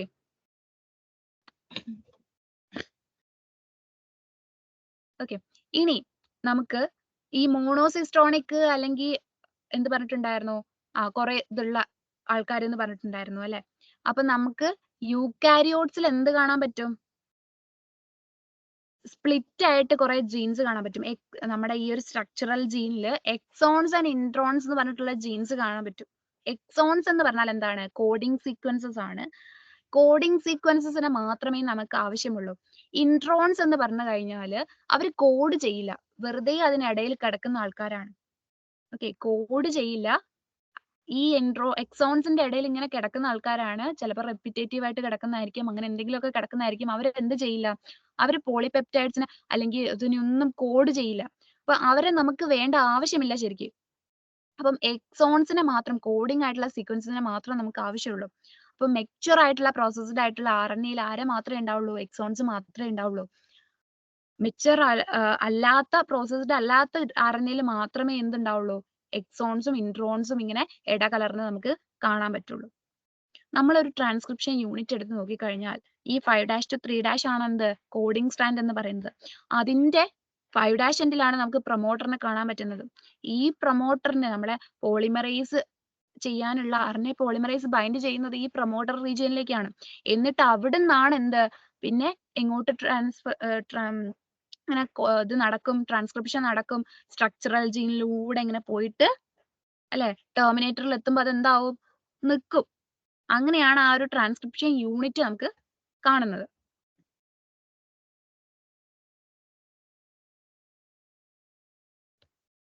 ഓക്കെ, ഇനി നമ്മൾ പ്രോകാരിയോട്സിലുള്ള ട്രാൻസ്ക്രിപ്ഷൻ നോക്കിക്കഴിഞ്ഞാൽ ബാക്ടീരിയയിലൊക്കെ എന്താണ്? ഒരു സിംഗിൾ DNA ഡിപ്പെൻഡന്റ് ആയിട്ടുള്ള RNA പോളിമറൈസ് ആണ് എന്ത് ചെയ്യുന്നത്? ഈ ഒരു റിയാക്ഷൻ കാറ്റലൈസ് ചെയ്യുന്നത്. സിംഗിൾ ആയിട്ടുള്ള DNA ഡിപ്പെൻഡന്റ് RNA പോളിമറൈസ് ആണ്. ഓക്കെ, നമ്മള് DNA റെപ്ലിക്കേഷൻ പറയുമ്പോൾ നമ്മൾ പറയേണ്ടത് എങ്ങനെയാണെന്ന് വെച്ചാൽ DNA ഡിപ്പെൻഡന്റ് ആയിട്ടുള്ള DNA പോളിമറൈസ് ആണ്. ഇവിടെ DNA ഡിപ്പെൻഡന്റ് ആയിട്ടുള്ള RNA പോളിമറൈസ് ആണ് കാറ്റലൈസിസ് ചെയ്യുന്നത്. അപ്പം ഈ ഒരൊറ്റ ഒന്ന് തന്നെയാണ് എന്ത്? mRNA-നെയും tRNA-നെയും rRNA-നെയും ഇതിലൊക്കെ ആരാണ്? ഈ ഒരു അതിനെ സഹായിക്കുന്നത് ഈ ഒരൊറ്റ പോളിമറൈസ് മാത്രമേ ഉള്ളൂ അവർക്ക്, പ്രൊകാരിയോട്ടിക് സെല്ലിൽ. ഓക്കെ, അപ്പം അവരിൽ ഇനീഷിയേഷൻ, ഇലോങ്ങേഷൻ, ടെർമിനേഷൻ എന്ന് പറഞ്ഞിട്ടാണ് എന്ത്? ഈ ഒരു പ്രോസസ്സ് നടക്കുന്നത്. ഇനീഷിയേഷൻ എന്ന് പറയുമ്പോൾ ഈ ഒരു RNA പോളിമറൈസ് ബൈൻഡ് ചെയ്യുന്നത് എവിടെയായിരിക്കും എന്ന് വെച്ചാൽ ഒരു ഇനീഷിയേഷൻ ഫാക്ടർ ഉണ്ട്. സിഗ്മ എന്ന് പറഞ്ഞിട്ടുള്ള ഒരു ഇനീഷിയേഷൻ ഫാക്ടർ ഉണ്ട്. പ്രൊമോട്ടർ സൈറ്റിലുള്ള സിഗ്മ എന്ന് പറഞ്ഞിട്ടുള്ള ഒരു ഇനീഷിയേഷൻ ഫാക്ടറിലായിരിക്കും എന്ത് ചെയ്യുന്നത്? RNA പോളിമറൈസ് ബൈൻഡ് ചെയ്യുന്നത്. അപ്പോഴാണ് അതിന്റെ പോളിമറൈസേഷൻ എന്ത് ചെയ്യുന്നത്? സ്റ്റാർട്ട് ചെയ്യുന്നത്. സ്റ്റാർട്ട് ചെയ്ത് നെക്സ്റ്റ് ഉണ്ടാവുന്ന ആ ഒരു പോളിമറൈസ് ചെയ്ത് പോകുന്ന ആ ഒരു സ്ട്രക്ചറൽ ജീനിലൂടെ പോകുന്ന ആ ഒരു ഇതിനെയാണ് എന്ത് പറയുന്നത്? ഇലോങ്ങേഷൻ എന്ന് പറയുന്നത്. ഇലോങ്ങേഷനിൽ നമുക്ക് എന്തുണ്ടാവും? RNA ഇങ്ങനെ ഉണ്ടായിക്കൊണ്ടേ ഇരിക്കുന്നുണ്ടാവും. ഓക്കെ, RNAയിൽ ഇങ്ങനെ ഓരോ ഇത് വന്ന് ഇതായിട്ട് RNA ഇങ്ങനെ ഉണ്ടായിക്കൊണ്ടേ ഇരിക്കുന്നുണ്ടാവും. ഓക്കെ, ഇനി നെക്സ്റ്റ് ടെർമിനേഷൻ ആണ്. ടെർമിനേഷൻ എന്ന് പറഞ്ഞാൽ RNA പോളിമറൈസ് എന്തിലെത്തും? ടെർമിനേറ്റർ റീജിയനിൽ എത്തിയിട്ട് അവിടെ ഒരു ടെർമിനേഷൻ ഫാക്ടർ കിടക്കുന്നുണ്ട്. എന്താണ്? റോ എന്ന് പറഞ്ഞിട്ടുള്ള ടെർമിനേഷൻ ഫാക്ടർ കിടക്കുന്നുണ്ട്. ആ ടെർമിനേഷൻ ഫാക്ടറിൽ എന്ത് ചെയ്യും? ബൈൻഡ് ചെയ്യും. അങ്ങനെ ആ പ്രോസസ്സ് എന്ത് ചെയ്യും? അവിടെ നിൽക്കും. എന്നിട്ട് ഉണ്ടായിട്ടുള്ള RNA എന്ത് ചെയ്യും? അതിൽ നിന്ന് വിട്ടുപോകും.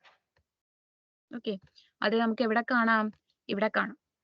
ഓക്കെ, അപ്പൊ നമ്മൾ ബാക്ടീരിയയിലുള്ള ട്രാൻസ്ക്രിപ്ഷൻ എടുത്ത് നോക്കുവാണെങ്കിൽ എന്താണ്? mRNA ഇപ്പൊ ഉണ്ടായിട്ടുള്ള RNAക്ക് ഫർദർ ആയിട്ടുള്ള പ്രോസസ്സിംഗ് ഇതിനൊന്നും ആവശ്യമില്ല. അവര് ഡയറക്റ്റ് ആയിട്ട് തന്നെ എന്ത് നടത്തും? ചിലപ്പം ഈ ഒരു ട്രാൻസ്ക്രിപ്ഷൻ നടക്കുന്ന സമയത്ത് തന്നെ ട്രാൻസ്ലേഷനും സ്റ്റാർട്ട് ചെയ്ത് തുടങ്ങിയിട്ടുണ്ടാവും. നമ്മളിപ്പോ ഇവരുടെ ഈ ഒരു ട്രാൻസ്ക്രിപ്ഷന്റെ സ്റ്റെപ്സ് പറഞ്ഞിട്ടുണ്ടായിരുന്നു. ഇനീഷിയേഷൻ, ഇലോങ്ങേഷൻ, ടെർമിനേഷൻ എന്ന് പറഞ്ഞിട്ട് അല്ലെ. അപ്പം ഇനീഷിയേഷനിൽ എന്താണ്? പ്രൊമോട്ടർ റീജിയനിലുള്ള എന്ത് ഫാക്ടറിലേക്ക്, ആ ഫാക്ടറിലേക്ക്, സിഗ്മ ഫാക്ടറിലേക്ക് ആരാണ് പോയി ബൈൻഡ് ചെയ്യുന്നത്? RNA പോളിമറൈസ് ബൈൻഡ് ചെയ്തു അല്ലെ. ബൈൻഡ് ചെയ്ത് ഇങ്ങനെ പോകുമ്പം ഇലോങ്ങേഷൻ റീജിയനിൽ ഇങ്ങനെ എത്തുമ്പോൾ നമുക്ക് RNA ഇങ്ങനെ ആയിട്ട് കാണാം അല്ലെ. എന്നിട്ട് അവസാനം നമ്മുടെ എവിടെ എത്തി? ടെർമിനേറ്റർ റീജിയനിലുള്ള റോ ഫാക്ടറിൽ എത്തിക്കഴിയുമ്പം എന്താവും? അതിനോടുമായിട്ട് ബൈൻഡ് ചെയ്ത് അതങ്ങ് സ്റ്റോപ്പ് ചെയ്യും. സ്റ്റോപ്പ് ചെയ്ത് കഴിഞ്ഞിട്ട് ആ ഒരു RNA പോളിമറൈസ് അങ്ങ് പോവും. RNA പോളിമറൈസ് അങ്ങ് പോയി നമ്മുടെ RNAയും എന്ത് ചെയ്തു? സെപ്പറേറ്റ് ആയിട്ട് അങ്ങ് പോയിട്ടുണ്ട്. ഓക്കെ. ഇനി നമ്മൾ യൂക്കാരിയോട്ടിക് സെല്ലിലുള്ള ട്രാൻസ്ക്രിപ്ഷൻ നമ്മൾ നോക്കുവാണെങ്കിൽ 3 RNA പോളിമറൈസ് നമ്മൾ കാണുന്നുണ്ട്. 3 ടൈപ്പ് RNA പോളിമറൈസ് നമുക്ക് എന്തിൽ കാണാൻ പറ്റും? യൂക്കാരിയോട്ടിക് സെല്ലിൽ കാണാൻ പറ്റും. ഓക്കെ, ട്രാൻസ്ക്രിപ്ഷന് വേണ്ടിയിട്ട്. അത് RNA പോളിമറൈസ് 1, 2, RNA പോളിമറൈസ് 2, പിന്നെ RNA പോളിമറൈസ് 3 എന്ന് പറഞ്ഞിട്ട്. ഈ RNA പോളിമറൈസ് 1 ട്രാൻസ്ക്രിപ്ഷൻ നടത്തുന്നത് ആർക്കൊക്കെയാണ്? rRNA ട്രാൻസ്ക്രിപ്ഷൻ ആണ് ആര്? പോളിമറൈസ് 1, RNA പോളിമറൈസ് 1 നടത്തുന്നത്. ഇനി RNA പോളിമറൈസ് 2 ആണെങ്കിൽ transcription of HNRNA. HNRNA transcription ആണ് ആര് നടത്തുന്നത്? സെക്കൻഡ് RNA പോളിമറൈസ് 2 നടത്തുന്നത്. ഓക്കെ. ഇനി അത് കഴിഞ്ഞിട്ടുള്ളതോ? RNA പോളിമറൈസ് 3 എന്ന് പറയുന്നത് tRNA, പിന്നെ 5S RNA, snRNA, ഇതിന്റെയൊക്കെ ട്രാൻസ്ക്രിപ്ഷൻ നടത്തുന്നത് ആരാണ്? അതിനെ കാറ്റലൈസ് ചെയ്യുന്നത് RNA പോളിമറൈസ് 3 ആണ്. അങ്ങനെ 3 ടൈപ്പ് നമുക്ക് യൂക്കാരിയോട്ടിക് സെല്ലിൽ കാണാൻ പറ്റും. ഓക്കെ. ഇനിയിപ്പോ നമുക്ക് പ്രൈമറി ട്രാൻസ്ക്രിപ്റ്റ്, നമുക്കിപ്പോ ട്രാൻസ്ക്രിപ്ഷൻ കഴിഞ്ഞിട്ട് എന്ത് കിട്ടി? ആ ഒരു പ്രൊമോട്ടർ ആയി, ഇലോങ്ങേഷൻ ആയി, ടെർമിനേഷൻ കഴിഞ്ഞ് കിട്ടുന്ന RNA ഉണ്ടല്ലോ, ആ RNA നമുക്ക് അതുപോലെ എടുത്ത് ഉപയോഗിക്കാൻ പറ്റില്ല നമ്മുടെ യൂക്കാരിയോട്സിന്. കാരണം എന്താ? നമ്മൾ പറഞ്ഞിട്ടുണ്ടായിരുന്നു അതില് എന്തുണ്ട്? എക്സോൺസും ഇൻട്രോൺസും ഉണ്ടെന്ന്. എക്സോൺസ് കോഡിംഗ് ആയിട്ടുള്ള ആൾക്കാരാണ്, പക്ഷെ അതിനിടയിൽ ഇൻട്രോൺസ് കാണാൻ പറ്റും. ഇൻട്രോൺസ് കോഡ് ചെയ്യാത്ത ആൾക്കാരാണ്. അപ്പൊ അവരെ നമുക്ക് ആവശ്യമില്ല അല്ലെ. അപ്പം ഈ ഒരു ഫസ്റ്റ് പ്രൈമറി ട്രാൻസ്ക്രിപ്റ്റ് ആയിട്ട് കിട്ടുന്നവരെയാണ് നമ്മൾ എന്ത് പറയുന്നത്? HNRNA എന്ന് പറയുന്നത്. അതിൽ നിന്ന് നമ്മൾ കുറെ പ്രോസസ്സിംഗ് ഒക്കെ കഴിഞ്ഞ് കിട്ടുന്ന എന്ന് വെച്ചാൽ നമ്മുടെ എക്സോൺസ് മാത്രമുള്ള ഫങ്ഷണൽ ആയിട്ടുള്ള പ്രോട്ടീൻസിനെ കോഡ് ചെയ്യാൻ പോകുന്ന RNA നമ്മൾ എന്ത് പറയുന്നത്? mRNA എന്ന് പറയുന്നത്. ഓക്കെ. അപ്പം എന്തൊക്കെ പ്രോസസ്സിലൂടെയാണ് ഈ HNRNA കടന്നു പോകുന്നതെന്ന് ചോദിച്ചു കഴിഞ്ഞാല് സ്പ്ലൈസിംഗ് എന്ന് പറഞ്ഞ ഒരു പ്രോസസ്സ് ഉണ്ട്. എന്താണ്? ഇൻട്രോൺസിനെ എങ്ങോട്ട് പോക്കും? റിമൂവ് ചെയ്യും. ഇൻട്രോൺസിനെ റിമൂവ് ചെയ്തിട്ട് എക്സോൺസിനെ മൊത്തം അങ്ങോട്ട് എന്ത് ചെയ്യും? കൂട്ടിവെക്കും. അതിനെയാണ് സ്പ്ലൈസിംഗ് എന്ന് പറയുന്നത്. പിന്നെ ക്യാപ്പിംഗ് ആൻഡ് ടെയിലിംഗ് എന്ന് പറഞ്ഞിട്ടുള്ള 2 പ്രോസസ്സ് ഉണ്ട്. എന്താണ്? HNRNA ഉണ്ടാകുന്ന അഡീഷണൽ പ്രോസസ് ആണ്. ക്യാപ്പിംഗിൽ എന്താ ചെയ്യുന്നത്? മീഥൈൽ ഗ്വാനോസിൻ ട്രൈഫോസ്ഫേറ്റിനെ അതിന്റെ 5' എൻഡിലേക്ക്, HNRNA 5' എൻഡിലേക്ക് മീഥൈൽ ഗ്വാനോസിൻ ട്രൈഫോസ്ഫേറ്റിനെ ആഡ് ചെയ്ത് കൊടുക്കും. അങ്ങനെ ആഡ് ചെയ്യുന്നത് കൊണ്ടാണ് അതിന് എന്ത് പറയുന്നത്? ക്യാപ്പിംഗ് എന്ന് പറയും. ഒരു ക്യാപ്പ് ഇട്ട് കൊടുക്കുന്ന പോലെ. പിന്നെ അതിന് ടെയിലിംഗ് എന്ന് പറഞ്ഞിട്ട് 3' എൻഡ് ആയിരിക്കുമല്ലോ അതിന്റെ ബാക്ക് എൻഡ് എന്ന് പറയുന്നത്, ഏറ്റവും അവസാനത്തെ എൻഡ് എന്ന് പറയുന്നത്. അപ്പം മുന്നിൽ കൊടുക്കുന്നത് ക്യാപ്പിംഗ്, തലേന്റെ ഭാഗത്ത് കൊടുക്കുന്നത് ക്യാപ്പിംഗും ആ ഒരു എൻഡിൽ കൊടുക്കുന്ന ടെയിലിംഗ് എന്ന് പറഞ്ഞു കഴിഞ്ഞാല് HNRNA ടെയിൽ ഭാഗത്ത് എന്ത് ചെയ്യും? ഒരു 200 മുതൽ 300 വരെ ഇതുള്ള ഒരു അഡിനിലേറ്റ് റെസിഡ്യൂവിന് എന്ത് ചെയ്യും? അങ്ങോട്ട് ആഡ് ചെയ്ത് കൊടുക്കും. അതിനെയാണ് എന്ത് പറയുന്നത്? ടെയിലിംഗ് എന്ന് പറയുന്നത്. ഓക്കെ. ഇപ്പൊ എന്തായി? സ്പ്ലൈസിംഗ്, ക്യാപ്പിംഗ്, ടെയിലിംഗ് ഒക്കെ കഴിഞ്ഞിട്ട് mRNA, HNRNA ഫുള്ളി ഇതായിട്ട് നമുക്ക് ഫങ്ഷണൽ ആയിട്ടുള്ള നമ്മളെ പ്രോട്ടീൻ അടുത്ത ഇതിലേക്ക് പോകുന്ന, പ്രോട്ടീൻ സിന്തസിസിലേക്ക് പോകുന്ന, ട്രാൻസ്ക്രിപ്ഷൻ കഴിഞ്ഞ് ട്രാൻസ്ലേഷനിലേക്ക് പോകുന്ന ആ ഒരു സ്റ്റേജിലുള്ള RNA ആയിട്ട് മാറി. അതിനെ mRNA എന്നാണ് നമ്മൾ എന്താ ചെയ്യുന്നത്? പറയുന്നത്. ഓക്കെ. ഇനി നമ്മൾ ഇതിനിടയിൽ തന്നെ വരുന്ന ഒരു ടോപ്പിക്കാണ് എന്ത്? ജനറ്റിക് കോഡ് എന്ന് പറയുന്നത്. അപ്പം എന്താണ് ജനറ്റിക് കോഡ് എന്ന് നമുക്ക് അറിയണ്ടേ? എന്താണ് ജനറ്റിക് കോഡ്? എന്താണ്? നമ്മുടെ ഓരോ അമിനോ ആസിഡിനെയും കോഡ് ചെയ്യാൻ വേണ്ടിയിട്ട് mRNAയിലുള്ള സീക്വൻസ് ഓഫ് ബേസസിന്റെ സീക്വൻസിനെയാണ് നമ്മൾ എന്ത് പറയുന്നത്? ജനറ്റിക് കോഡ് എന്ന് പറയുന്നത്. അല്ലെ? ഒരു പെർട്ടിക്കുലർ അമിനോ ആസിഡിനെ കോഡ് ചെയ്യാൻ വേണ്ടിയിട്ട് mRNAയിലുള്ള സീക്വൻസസ് ഓഫ് ബേസസിനെയാണ് നമ്മൾ എന്ത് ചെയ്യുന്നത്? ജനറ്റിക് കോഡ് എന്ന് പറയുന്നത്. ഓരോ കോഡും എത്ര ന്യൂക്ലിയോടൈഡ്സ് കൊണ്ടാണ് ഉണ്ടാക്കിയിരിക്കുന്നത്? 3 ന്യൂക്ലിയോടൈഡ്സ് കൊണ്ടാണ്. അപ്പം അതിന് എന്താണ്? ഒരു ട്രിപ്ലെറ്റ് എന്നാണ് പറയുന്നത്. ഓക്കെ, അപ്പൊ ഒരു ട്രിപ്ലെറ്റ് എന്നാണ് പറയുന്നത്. 3 ന്യൂക്ലിയോടൈഡ് ഇതായിട്ടുള്ള ഇതുകൊണ്ടാണ് ഉണ്ടാക്കിയിട്ടുള്ളത്. ട്രിപ്ലെറ്റ് ആയിട്ടാണ് കാണുന്നത്. അവര് നിയർലി യൂണിവേഴ്സൽ ആണ്. അങ്ങനെ കുറെ ഇതുണ്ട് അവർക്ക്. ഓക്കെ, പിന്നെ നമ്മള് ഈ ഒരു ടോട്ടൽ ആയിട്ട് നോക്കുവാണെങ്കിൽ എത്ര കോഡോൺസിനെ നമുക്ക് കാണാൻ പറ്റും? ഈ കോഡ് ചെയ്യുന്ന എത്ര ആൾക്കാരെ നമുക്ക് കാണാൻ പറ്റും? 64 കോഡോൺസിനെ നമുക്ക് കാണാൻ പറ്റും. ഓക്കെ, അതിൽ 61 എന്താണ്? അമിനോ ആസിഡ്സിനെയാണ് കോഡ് ചെയ്യുന്നത്. ഓക്കെ, 64ഓളം എന്ത് കാണാൻ പറ്റും? കോഡോൺസ് നമുക്ക് കാണാൻ പറ്റും. അതിൽ 61 എന്തിനെയാണ്? അമിനോ ആസിഡിനെയാണ് കോഡ് ചെയ്യുന്നത്. 3 എന്താണ്? ഒരു അമിനോ ആസിഡിനെയും കോഡ് ചെയ്യുന്നില്ല. അവര് എന്താ പറയുന്നത്? സ്റ്റോപ്പ് കോഡോൺസ് എന്നാണ് പറയുന്നത്. ഓക്കെ, 64 കോഡോൺസ് ഉണ്ട് ഫുള്ളായിട്ട് ടോട്ടലായിട്ട് കണ്ടുപിടിച്ചിട്ടുണ്ട്. അതിൽ 61 അമിനോ ആസിഡിനെ കോഡ് ചെയ്യുന്നുണ്ട്. 3 എന്ത് ചെയ്യുന്നില്ല? ഒരു ഇതിനെയും കോഡ് ചെയ്യുന്നില്ല. അതിനെ സ്റ്റോപ്പ് കോഡോൺസ് എന്നാണ് പറയുന്നത്. ആ ഒരു പ്രോസസ്സിനെ അല്ലെങ്കിൽ പ്രോട്ടീൻ സിന്തസിസിനെ നിർത്താൻ വേണ്ടിയിട്ടാണ് അവർ ഉപയോഗിക്കുന്നത്. ഓക്കെ, അവർ ഏതൊക്കെയാണ്? UAA എന്ന് പറയുന്നത്, UAG എന്ന് പറയുന്നത്, UGA എന്ന് പറയുന്നത്. ഈ യുയും എയും ഒക്കെ എന്താന്ന് നിങ്ങൾക്ക് അറിയില്ലേ? അവര് ബേസ് പെയേഴ്സ് ആണ് കേട്ടോ. ബേസ് പെയേഴ്സിനെയാണ് ഈ ഇതിൽ ഇങ്ങനെ കോഡോൺ ആയിട്ട് പറയുന്നത്. ഓക്കെ, അപ്പം ഈ 3 എന്താണ്? സ്റ്റോപ്പ് കോഡോൺസ് ആണ്. പിന്നെ ഒരു സ്റ്റാർട്ട് കോഡോൺ ഉണ്ട്. സ്റ്റാർട്ട് കോഡോൺ ഏതാണ്? AUG ആണ്. AUG എന്തിനാണ്? ഒരു അമിനോ ആസിഡിനെ അത് കോഡ് ചെയ്യുന്നുണ്ട്. മെത്തിയോണൈൻ എന്ന് പറഞ്ഞിട്ടുള്ള അമിനോ ആസിഡിനെ ഒരു അമിനോ ആസിഡിനെ എന്ത് ചെയ്യുന്നുണ്ട്? അവര് കോഡ് ചെയ്യുന്നുണ്ട്. അവരാണ് എന്ത്? AUG ആണ് സ്റ്റാർട്ട് കോഡോൺ. അവരാണ് എല്ലാത്തിനും എന്ത് ചെയ്യുന്നത്? തുടക്കം വെക്കുന്നത്. ഓക്കെ, ഇനി നമ്മള് ജീന്, സിസ്ട്രോണ് അങ്ങനെയുള്ളതിന്റെ ഒക്കെ വ്യത്യാസം എന്താണെന്ന് നമ്മൾ നോക്കിക്കഴിഞ്ഞാൽ എന്താണ് വ്യത്യാസം? ജീൻ എന്ന് പറഞ്ഞാൽ എന്താണ്? ഇൻഹെറിറ്റൻസിന്റെ ഒരു ഫങ്ഷണൽ യൂണിറ്റ് ആണ് അല്ലെ? DNA ഒരു ഭാഗം അല്ലെ? ഒരു RNA മോളിക്യൂളിനെ അതിനെ കോഡ് ചെയ്യുന്ന DNA ഒരു ഭാഗത്തിനെയാണ് നമ്മൾ എന്ത് പറയുന്നത്? ജീൻ എന്ന് പറയുന്നത്. അപ്പൊ സിസ്ട്രോൺ എന്ന് പറഞ്ഞാൽ എന്താണ്? സിസ്ട്രോൺ എന്ന് പറഞ്ഞു കഴിഞ്ഞാൽ DNA ഒരു ഭാഗമാണ്. ചിലപ്പം ജീനിന്റെയും ഒരു ഭാഗമാകാം. ഓക്കെ, അതൊരു പോളിപെപ്റ്റൈഡിനെയാണ് കോഡ് ചെയ്യുക. ഓക്കെ, ഒരു പോളിപെപ്റ്റൈഡിനെ കോഡ് ചെയ്യുന്ന ആൾക്കാരാണ് ആര്? സിസ്ട്രോൺ എന്ന് പറയുന്നത്. ഓക്കെ, അപ്പം എന്തിന്റെ ഭാഗമാകാം? DNA ഭാഗമാണ്. ജീനിന്റെയും ഭാഗമാകാം അത്. ഓക്കെ, ജീനിന്റെയും ചെറിയൊരു പാർട്ടാവാം. അത് പോളിപെപ്റ്റൈഡിനെയാണ് കോഡ് ചെയ്യുന്നത്.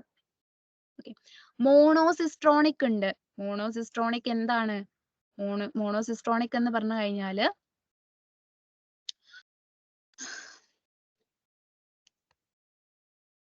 അതിനുള്ളില് എന്ത് കാണാൻ പറ്റും? അല്ലെങ്കിൽ അവരെ സ്പ്ലിറ്റ് ജീൻസ് ആണ് പറയുന്നത്. സ്പ്ലിറ്റ് ജീൻസ് എന്ന് പറഞ്ഞ് കാണാൻ പറ്റും. നമ്മളെ ഒരൊറ്റ പോളിപെപ്റ്റൈഡിനെയാണ് എന്ത് ചെയ്യുന്നത്? അവര് കോഡ് ചെയ്യുന്നത്. ഒരൊറ്റ പോളിപെപ്റ്റൈഡിനെയാണ്. ആ ഒരു മോണോസിസ്ട്രോണിക് ആവുമ്പം അവരൊരു mRNA ഉണ്ടാക്കും, ഒരു പോളിപെപ്റ്റൈഡിനെ ഉണ്ടാക്കും. യൂക്കാരിയോട്ടിലൊക്കെ അങ്ങനെയാണ്. മോണോസിസ്ട്രോണിക് എന്ന് പറയുമ്പോൾ ഒരു സിസ്ട്രോൺ, ആ സിസ്ട്രോൺ ഒരു mRNA ഉണ്ടാക്കും, ആ mRNA ഒരു പ്രോട്ടീൻ, ഒരു പോളിപെപ്റ്റൈഡിനെ ഉണ്ടാക്കും. ഓക്കെ, ഇനി നമ്മൾ പ്രോകാരിയോട്സിലൊക്കെ എടുത്ത് നോക്കുവാണെങ്കിൽ അവർക്ക് എങ്ങനെയാന്ന് വെച്ചാൽ പോളിസിസ്ട്രോണിക് ആയിട്ടുള്ളതായിരിക്കും. പോളിസിസ്ട്രോണിക് ആയിട്ടുള്ളതെന്ന് പറഞ്ഞു കഴിഞ്ഞാല് സിസ്ട്രോൺ എന്താണ്? ഒരു സിസ്ട്രോൺ ചിലപ്പം വലിയൊരു mRNA ഉണ്ടാക്കും. ആ mRNA ഒന്നിൽ കൂടുതൽ പോളിപെപ്റ്റൈഡിനെ ഉണ്ടാക്കും. ഓക്കെ, എന്താണ്? ഒരു സിസ്ട്രോൺ വലിയൊരു mRNA ഉണ്ടാക്കും. ആ mRNAയിൽ നിന്ന് തന്നെ പല പോളിപെപ്റ്റൈഡും മോർ ദാൻ 1 പോളിപെപ്റ്റൈഡ് ഉണ്ടാവും. നമ്മൾ യൂക്കാരിയോട്ടിൽ നോക്കുവാണെങ്കിൽ നമ്മള് എന്താണ് മോണോസിസ്ട്രോണിക് ആണ് അല്ലെ. എന്ന് വെച്ചാൽ ഒരു സ്പെസിഫിക് ആയിട്ടുള്ള പോളിപെപ്റ്റൈഡ് മാത്രമേ എന്തിൽ നിന്നുണ്ടാവുള്ളൂ, ഒരൊറ്റ സിസ്ട്രോണിൽ നിന്നുണ്ടാവുള്ളൂ. പക്ഷെ നമ്മള് ഒരു ഒരു ജീൻ എടുത്തു കഴിഞ്ഞാൽ നമുക്ക് അതിൽ ഒരൊറ്റ സിസ്ട്രോൺ എന്ന് പറഞ്ഞിട്ടേ കാണുന്നുള്ളൂ. പക്ഷേ നമ്മൾ പ്രോകാരിയോട്സിൽ എടുത്ത് നോക്കിക്കഴിഞ്ഞാൽ നമുക്ക് ഒരു ജീൻ എടുത്ത് നോക്കിക്കഴിഞ്ഞാൽ തന്നെ അതിൽ ഒരുപാട് സിസ്ട്രോൺ എന്ന് പറഞ്ഞിട്ട് യൂണിറ്റ്സ് കാണാൻ പറ്റും. ഈ ഓരോ യൂണിറ്റ്സും എന്താണ്, ഓരോ mRNA ഉണ്ടാക്കുകയും അത് ഓരോ പോളിപെപ്റ്റൈഡ് ഉണ്ടാക്കുകയും ചെയ്യും. ഓക്കെ, അപ്പൊ ഒരു ജീനിൽ തന്നെ എന്തുണ്ടാവും, ഒരുപാട് സിസ്ട്രോൺ യൂണിറ്റ്സ് ഉണ്ടാവും. അത് ചിലപ്പോൾ ഓവർലാപ്പ് ചെയ്തും കാണാം. ഓക്കെ, അതുകൊണ്ടാണ് ഈ ബാക്ടീരിയക്കൊക്കെ എന്താണ് ചെറിയ ജീനോം ആയാലും അവർക്ക് ഒരുപാട് ഫങ്ഷൻസ് അവർക്ക് ചെയ്യാൻ പറ്റുന്നത്. അവരുടെ ഒരു ജീനിന്റെ ഉള്ളിൽ തന്നെ അവർക്ക് എന്ത് ചെയ്യാൻ പറ്റും, പല പല പോളിപെപ്റ്റൈഡ്സിനെ ഉണ്ടാക്കാൻ പറ്റും. ഇനി നമ്മൾ ജനറ്റിക് കോഡിന്റെ ആ ഒരു ടേബിൾ ഒന്ന് നോക്കുവാണെങ്കിൽ നമുക്ക് അതിൽ AUG മെത്തിയോണൈൻ ഇതാക്കുന്നത് അല്ലെ, മെത്തിയോണൈൻ ഇതാക്കുന്നത് ഏതാണ്, സ്റ്റാർട്ട് കോഡോൺ ആണ്. പിന്നെ ഇവിടെ എന്ത് കാണുന്നുണ്ട്, UAA, UAG, UGA എന്ന് പറഞ്ഞിട്ടുള്ള സ്റ്റോപ്പ് കോഡോൺസ് കാണുന്നുണ്ട്. അത് മാത്രമല്ല ഓരോ കോഡോൺസ് എന്നങ്ങനെ പറഞ്ഞിട്ട് ഏതിനൊക്കെയാണ് കോഡ് ചെയ്യുന്നതെന്ന് പറഞ്ഞിട്ട് അങ്ങനെ നമുക്ക് കാണുന്നുണ്ട് അല്ലെ. അപ്പൊ ഇതാണ് എന്ത്, ജനറ്റിക് കോഡിന്റെ ഒരു ടേബിള്. അപ്പൊ അവർ ഏതിനൊക്കെ കോഡ് ചെയ്യുന്നു, എന്തൊക്കെ ചെയ്യുന്നു എന്നുള്ളതാണ് അവിടെ എന്ത് ചെയ്തിട്ടുള്ളത്, കാണിച്ചിട്ടുള്ളത്. ഇനി ജനറ്റിക് കോഡിന്റെ സാലൈൻ ഫീച്ചേഴ്സ് എന്ന് പറഞ്ഞു കഴിഞ്ഞാൽ ട്രിപ്ലറ്റ് കോഡാണ്, നിയർലി യൂണിവേഴ്സൽ ആണ്. കാരണം എല്ലാ ജീവികൾക്കും ഏകദേശം ഇത് തന്നെയാണ് കാണുന്നത്. എക്സെപ്റ്റ് എവിടെയാണ്, മൈറ്റോകോൺട്രിയൽ കോഡോൺസ്. മൈറ്റോകോൺട്രിയക്ക് വേറെ ഡിഫറെന്റ് ആയിട്ടുള്ള ഒരു ഇതുണ്ടെന്ന് അറിയില്ലേ അല്ലെ, DNA ആയിട്ട്. അവരിലെ കോഡോൺസിൽ എന്താണ്, അവരുടെ കോഡോൺസിൽ കുറച്ചൊരു ഡിഫറൻസ് ആയിട്ട് കാണുന്നുണ്ട്. പിന്നെ കോമാലസ് ആയിട്ടാണ് അവർ എഴുതുമ്പോൾ, കോമാലസ് ആയിട്ടാണ് എഴുതുന്നത്. പിന്നെ ഒരു സിംഗിൾ അമിനോ ആസിഡിനെ കുറെ കോഡോൺസ് വെച്ചിട്ട് നമുക്ക് എന്ത് ചെയ്യാം, ഒരു സിംഗിൾ അമിനോ ആസിഡിനെ നമുക്ക് ഉണ്ടാക്കിയെടുക്കാം. അപ്പൊ അതിനെയാണ് നമ്മൾ ഡീജനറസി എന്ന് പറയുന്നത്. ഓക്കെ, പിന്നെന്താ, അൺആംബിക്വസ് ആണ്. ഓക്കെ, ഒരു കോഡോൺ ഒരു അമിനോ ആസിഡിനെ ഉണ്ടാക്കുന്നുള്ളൂ. ഓക്കെ, ഒരു കോഡോൺ ഒരു അമിനോ ആസിഡിനെ ഉണ്ടാക്കുന്നുള്ളൂ. അതിനെ അൺആംബിക്വസ് എന്നാണ് പറയുന്നത്. പക്ഷെ ഒരു അമിനോ ആസിഡിനെ നമുക്ക് ഡിഫറെന്റ് ആയിട്ടുള്ള കോഡോൺസ് വെച്ച് ഉണ്ടാക്കാൻ പറ്റും. അതിനെ ഡീജനറസി എന്നാണ് പറയുന്നത്. ഇനി നെക്സ്റ്റ് പ്രോസസ് ആണ് എന്ത്, നമുക്ക് mRNA ഉണ്ടാക്കി കഴിഞ്ഞു അല്ലെ, mRNA ഒക്കെ ഉണ്ടാക്കി കഴിഞ്ഞു. നമുക്ക് അതിൽ നിന്നുണ്ടാവണം പ്രോട്ടീൻസ് ഉണ്ടാവണം, അല്ലെങ്കിൽ പോളിപെപ്റ്റൈഡ്സ് ഉണ്ടാവണം. അതിനുള്ള പ്രോസസ് ആണ് എന്ത്, ട്രാൻസ്ലേഷൻ എന്ന് പറയുന്നത്. അമിനോ ആസിഡിന്റെ പോളിമറൈസേഷൻ നടക്കുന്ന ആ പ്രോസസ്സിനെയാണ് നമ്മൾ ട്രാൻസ്ലേഷൻ എന്ന് പറയുന്നത് അല്ലെ. അപ്പം ട്രാൻസ്ലേഷനിൽ എന്തുണ്ടാവുന്നുണ്ട്, കുറെ നമുക്കറിയാം എന്ത്, ഒരുപാട് RNAs ഉണ്ട് നമ്മുടെ ഉള്ളിൽ അല്ലെ. അപ്പം ആ RNAs ഇപ്പൊ ഇവിടെ 3 പറയുകയാണെങ്കിൽ ആ RNAs മുഴുവൻ എന്താണ്, ഡിഫറെന്റ് ആയിട്ടുള്ള ഫംഗ്ഷൻ ആണ് ഈ ഒരു ട്രാൻസ്ലേഷൻ പ്രോസസ്സിൽ നടത്തുന്നത്. mRNA എന്താണ് ചെയ്യുന്നത്, ടെംപ്ലേറ്റ് ആയിട്ട് ആക്ട് ചെയ്തിട്ടാണ് അമിനോ ആസിഡിനെ ഉണ്ടാക്കുന്നത് അല്ലെ. അമിനോ ആസിഡിനെ കോഡ് ചെയ്യുന്നത് ആരാണ്, mRNA ആണ്. അവരാണ് ടെംപ്ലേറ്റ് ആയിട്ട് ആക്ട് ചെയ്യുന്നത്. tRNA എങ്ങനെയാണ് ഇതാക്കുന്നത്, അഡാപ്റ്റർ ആയിട്ട് അല്ലെ. അമിനോ ആസിഡിനെ ഈ ഒരു mRNA അതിനനുസരിച്ച് അമിനോ ആസിഡിനെ കൊണ്ടുവന്ന് റൈബോസോമിൽ ഇതാക്കിയിട്ട് അതിലേക്ക് അറ്റാച്ച് ചെയ്ത് ഈ ഒരു പ്രോട്ടീൻ അല്ലെങ്കിൽ പോളിമറൈസേഷനെ നടത്തുന്നത് ആരാണ്, ഈ tRNA ആണ്. അവരെ അതുകൊണ്ട് തന്നെ അഡാപ്റ്റർ എന്നാണ് പറയുന്നത്. പിന്നെന്താണ്, RRNA ഒരു കാറ്റലിറ്റിക് റോൾ ആണ് അവർക്കുള്ളത്. ഒരു സ്ട്രക്ചറൽ ആൻഡ് കാറ്റലിറ്റിക് റോൾ ആണ് ആർക്കുള്ളത്, RRNAക്ക് അവിടെ ഉള്ളത്. tRNA എന്ന് പറയുന്നത് എന്താണ്, അഡാപ്റ്റർ മോളിക്യൂൾ ആണ്. അപ്പൊ നമ്മൾ ഇവിടെ ടൈപ്സ് ഓഫ് RNA, ഇപ്പൊ കുറെ RNA പറ്റി പറഞ്ഞു. അപ്പൊ ഏതൊക്കെ ടൈപ്പ് ആണ്, mRNA എന്ന് പറഞ്ഞു. mRNA എന്ന് പറഞ്ഞാൽ എന്താണ്, മെസഞ്ചർ RNA ആണ്, ടെംപ്ലേറ്റ് ആയിട്ട് ആക്ട് ചെയ്യുന്നു. RRNA എന്ന് പറഞ്ഞാൽ എന്താണ്, റൈബോസോമൽ RNA ആണ്, സ്ട്രക്ചറൽ ആൻഡ് കാറ്റലിറ്റിക് റോൾ ആണുള്ളത്. ഓക്കെ, പിന്നെന്താ, tRNA എന്താണ് ചെയ്യുന്നത്, സ്പെസിഫിക് അമിനോ ആസിഡിനെ ക്യാരി ചെയ്യാണ് ചെയ്യുന്നത് അല്ലേ. പിന്നെ ഇനി നമ്മൾ tRNA സ്ട്രക്ചർ ഒന്ന് എടുത്തു നോക്കുക. tRNA എടുത്തു നോക്കുമ്പോൾ എന്തൊക്കെ കാണാൻ പറ്റും അതില്, ഒരു ആന്റികോഡൺ ലൂപ്പ് കാണാൻ പറ്റും. ഓക്കെ, ആന്റികോഡൺ ലൂപ്പ് കാണാൻ പറ്റും. That has bases the complementary to the code.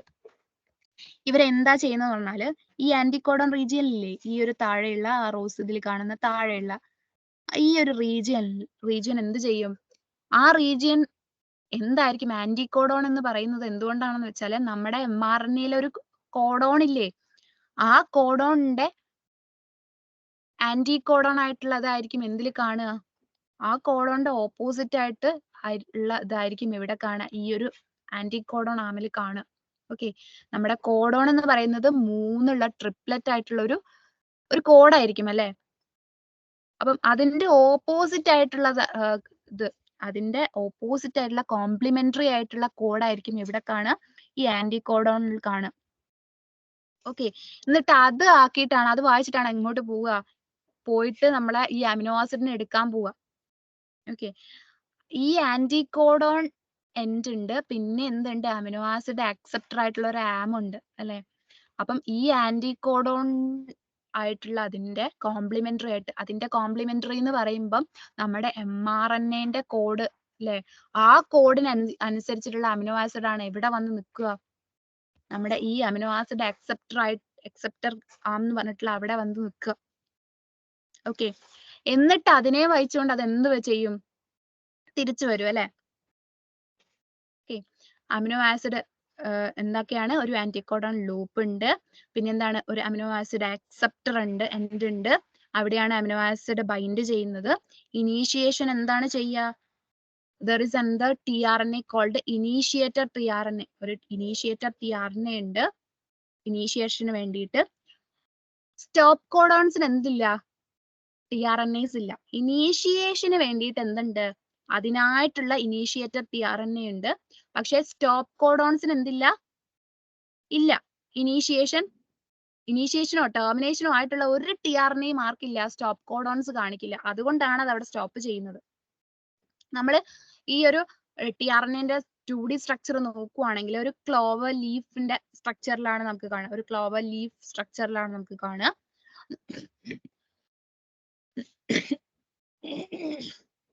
നമ്മളതിന്റെ 3D structure എടുത്ത് നോക്കുവാണെങ്കിൽ ഒരു ഇൻവേർട്ടഡ് എൽ ഷേപ്പിലാണ് നമുക്കതിനെ കാണാൻ പറ്റുക. ഇനി നമ്മൾ ഈ ഒരു ട്രാൻസ്ലേഷന്റെ പ്രോസസ്സസ് നോക്കുവാണെങ്കിൽ എന്തൊക്കെ കാണാൻ പറ്റും? ഫസ്റ്റ് എന്ന് പറയുന്നത് എന്താണ്? ചാർജിങ് ഓഫ് tRNA ആണ്.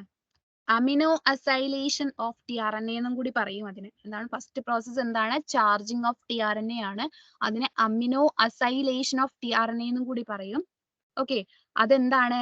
അമിനോ ആസിഡിനെ ആക്ടിവേറ്റ് ആയിട്ടുള്ള അമിനോ ആസിഡ്സ് എന്ത് ചെയ്യും?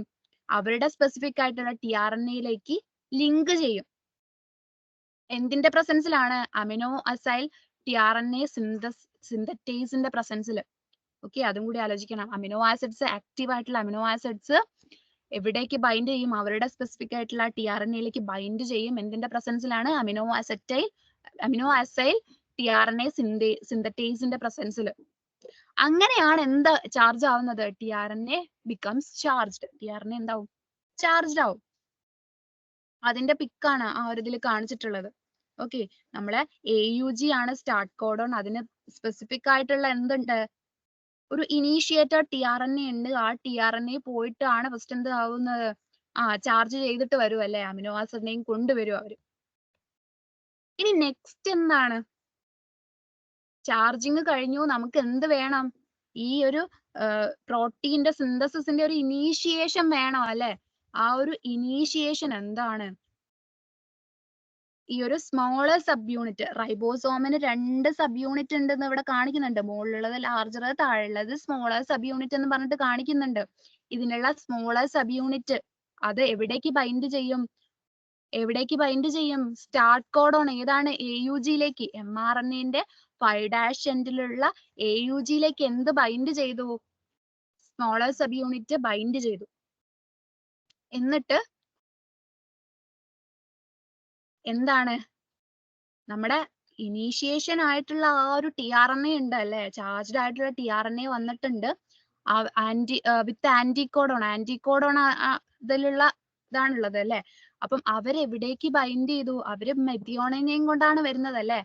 അത് AUGയുമായിട്ട് mRNAയിലുള്ള AUGയുമായിട്ട് അവരങ്ങോട്ട് ബൈൻഡ് ചെയ്ത് നിൽക്കും. അത് ഈ പിക്ചറിൽ കാണുന്നുണ്ട് അല്ലേ?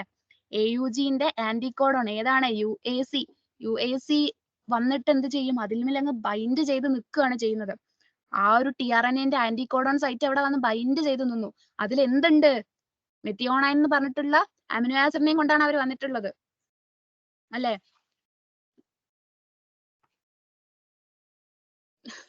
പിന്നെ നമ്മുടെ ഈ ഒരു റൈബോസോമിന്റെ ലാർജർ സബ് യൂണിറ്റ് എന്ത് ചെയ്യും? സ്മോളർ സബ് യൂണിറ്റുമായിട്ട് അങ്ങ് ബൈൻഡ് ചെയ്യും. എന്താണ് ഉണ്ടാക്കുന്നത്? ഇനീഷ്യേഷൻ കോംപ്ലക്സ് ഉണ്ടാക്കും. നിങ്ങൾക്ക് കേൾക്കുന്നുണ്ടോ? കേൾക്കുന്നുണ്ടോ ക്ലിയർ ആയിട്ട് തന്നെ? Yes, ma'am. ഓക്കെ. ഈ ലാർജ് സബ് യൂണിറ്റിന് 2 ബൈൻഡിങ് സൈറ്റ് ആണുള്ളത് കേട്ടോ. tRNAക്ക് വേണ്ടിയിട്ടുള്ള 2 ബൈൻഡിങ് സൈറ്റ് ആണുള്ളത്. അത് ഏതൊക്കെയാണ്? A സൈറ്റ് എന്ന് പറഞ്ഞിട്ട് P സൈറ്റ് എന്ന് പറഞ്ഞിട്ടും 2 ബൈൻഡിങ് സൈറ്റ് ഉണ്ട്. Okay. Amino acyl tRNA binding site ഉണ്ട്. അതിനെയാണ് A സൈറ്റ് എന്ന് പറയുന്നത്. പെപ്റ്റിഡൈൽ സൈറ്റ് എന്ന് പറഞ്ഞിട്ടുള്ള ഒരു സൈറ്റും കൂടി ഉണ്ട്. ഇനീഷ്യേറ്റർ tRNA ഡയറക്ട്ലി എവിടേക്കാണ്? രണ്ടാമത്തെ പറഞ്ഞിട്ടുള്ള T സൈറ്റിലേക്കാണ് എന്ത് ചെയ്യുന്നത്? അറ്റാച്ച് ചെയ്യുന്നത്. ഓക്കെ. ഇത്രയും കറക്റ്റ് ആണോ? നെക്സ്റ്റ് എന്താണ്? ഇലോങ്ങേഷൻ. ഈ ഫസ്റ്റ് വന്നു പിടിച്ച് കിടക്കുന്നൊക്കെ ഉണ്ട്. ഫസ്റ്റിലുള്ള അമിനോ ആസിഡ് വന്നിട്ടുണ്ട്. ഇനി എന്താ ചെയ്യേണ്ടത്? ഇനി ഇലോങ്ങേഷൻ ആണ്. ആ അമിനോ ആസിഡ് മാത്രം അവിടെ നിന്നാ പോരാ. നമുക്ക് ഇനി അമിനോ ആസിഡ് വരണം. ഇനിയും tRNAs വരണം. എന്ന് ചെയ്യണം. ആ അമിനോ ആസിഡ് തമ്മിൽ ഒരു ലിങ്ക് ഉണ്ടാവണം. എന്നിട്ട് എന്തിനെങ്ങനെ ഫോം ചെയ്യണം? പോളിപെപ്റ്റൈഡ് ഇങ്ങനെ ഫോം ചെയ്യണം അല്ലേ? അപ്പൊ അതാണ് നമുക്ക് വേണ്ടത്. അപ്പൊ അതിനെന്ത് വേണം? ഇലോങ്ങേഷൻ വേണം. ഇലോങ്ങേഷൻ എന്താണ്? ഒരു സെക്കൻഡ് ചാർജ്ഡ് ആയിട്ടുള്ള tRNA കോംപ്ലക്സ് വിത്ത് അതിന്റെ അപ്രോപ്രിയേറ്റ് ഉള്ള അമിനോ ആസിഡ് എന്തിലേക്ക് ഇതാക്കും? ഇപ്പൊ P സൈറ്റിലേക്കാണ് പോയിട്ട്, രണ്ടാമത്തെ സൈറ്റിലേക്കാണ് പോയിട്ട് ജോയിൻ ചെയ്തിട്ടുള്ളത് അല്ലെ? ഒന്നാമത്തെ സൈറ്റ് അവിടെ ഫ്രീ ആണ്. എന്താണ് ആ സൈറ്റിന്റെ പേര്? A സൈറ്റ് എന്നാണ്. ആ A സൈറ്റിലേക്ക് അങ്ങോട്ട് പോയിട്ട് ബൈൻഡ് ചെയ്യും. ഓക്കെ. ആ സൈറ്റിലേക്ക് പോയി നിന്നിട്ട് എന്ത് ചെയ്യും? ആന്റികോഡോൺ എന്ത് ചെയ്യും? രണ്ടാമത്തെ കോഡോണുമായിട്ട് ബൈൻഡ് ചെയ്യും. രണ്ടാമത്തെ കോഡോൺ ഏതാണ്? mRNA രണ്ടാമത്തെ കോഡോണായിട്ട് ബൈൻഡ് ചെയ്ത് നിൽക്കും. ഓക്കെ. ഏത് സൈറ്റിലാണ് പോകുന്നത്? A site. മറ്റേത് ഏതായിരുന്നു? രണ്ടാമത്തെ B സൈറ്റിലായിരുന്നു പോയിട്ട് ഇതാക്കിയിട്ടുണ്ടായിരുന്നത്. ഓക്കെ. അപ്പൊ ഇത് A സൈറ്റിലേക്ക് ബൈൻഡ് ചെയ്ത് നിൽക്കും, ഇതാക്കിയിട്ട് നിൽക്കും. അപ്പൊ എന്തുണ്ടാവും? നമ്മുടെ അമിനോ ആസിഡ് രണ്ടും അടുത്ത് വന്നു അല്ലെ? അവർക്കിടയിൽ ഒരു പെപ്റ്റൈഡ് ബോണ്ട് ഉണ്ടാവും. അവർക്കിടയിൽ എന്തുണ്ടാവും? പെപ്റ്റൈഡ് ബോണ്ട് ഉണ്ടാവും. എന്താണ് ആ പെപ്റ്റൈഡ് ബോണ്ട് ഉണ്ടാക്കുന്നത്? പെപ്റ്റിഡൈൽ ട്രാൻസ്ഫറേസ് ആണ്. പെപ്റ്റിഡൈൽ ട്രാൻസ്ഫറേസ് ആണ് പെപ്റ്റൈഡ് ബോണ്ട് ഉണ്ടാകാൻ സഹായിക്കുന്നത് കേട്ടോ. ഓക്കെ. അങ്ങനെ എന്താണ്? ഫസ്റ്റ് അമിനോ ആസിഡ്, നമ്മുടെ ഫസ്റ്റ് വന്നിട്ടുള്ള ഇനീഷ്യേഷൻ അമിനോ ആസിഡ് ഏതായിരുന്നു? മെത്തിയോണൈൻ. മെത്തിയോണൈനും അതിന്റെ tRNA എന്ത് ചെയ്യും? വേർപെട്ട് പോവും. അതിന്റെ tRNA അങ്ങ് വേർപെട്ട് പോവും. ആ അമിനോ ആസിഡ് അവിടെ ഉണ്ടാവും. tRNA വേർപെട്ടു.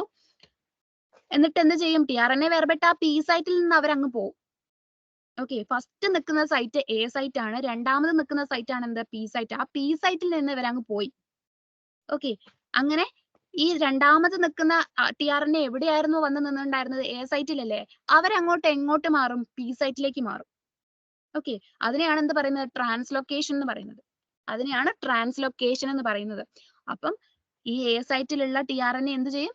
T സൈറ്റിലേക്ക്, തൊട്ടടുത്ത അപ്പുറത്തുള്ള സൈഡിലേക്ക് അങ്ങ് മാറി നിൽക്കും. എന്തിനു വേണ്ടിയിട്ടാണ്? അടുത്ത tRNA വന്നിട്ട് എവിടേക്കാ ബൈൻഡ് ചെയ്യേണ്ടത്? A സൈറ്റിലേക്കാണ് ബൈൻഡ് ചെയ്യേണ്ടത്. എന്നിട്ട് എന്ത് നടക്കും?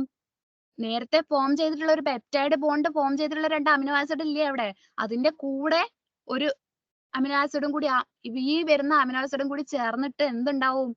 പെപ്റ്റൈഡ് ബോണ്ട് ഉണ്ടാവും. അവർക്കിടയിലും പെപ്റ്റൈഡ് ബോണ്ട് ഉണ്ടാവും. ആരാണ് ഹെൽപ്പ് ചെയ്യുന്നത്? പെപ്റ്റിഡൈൽ ട്രാൻസ്ഫറേസ് ആണ്. ഓക്കെ. അപ്പം മൂന്നാമത്തത് അവരെന്ത് ചെയ്യും? A സൈറ്റിലേക്ക് വരും.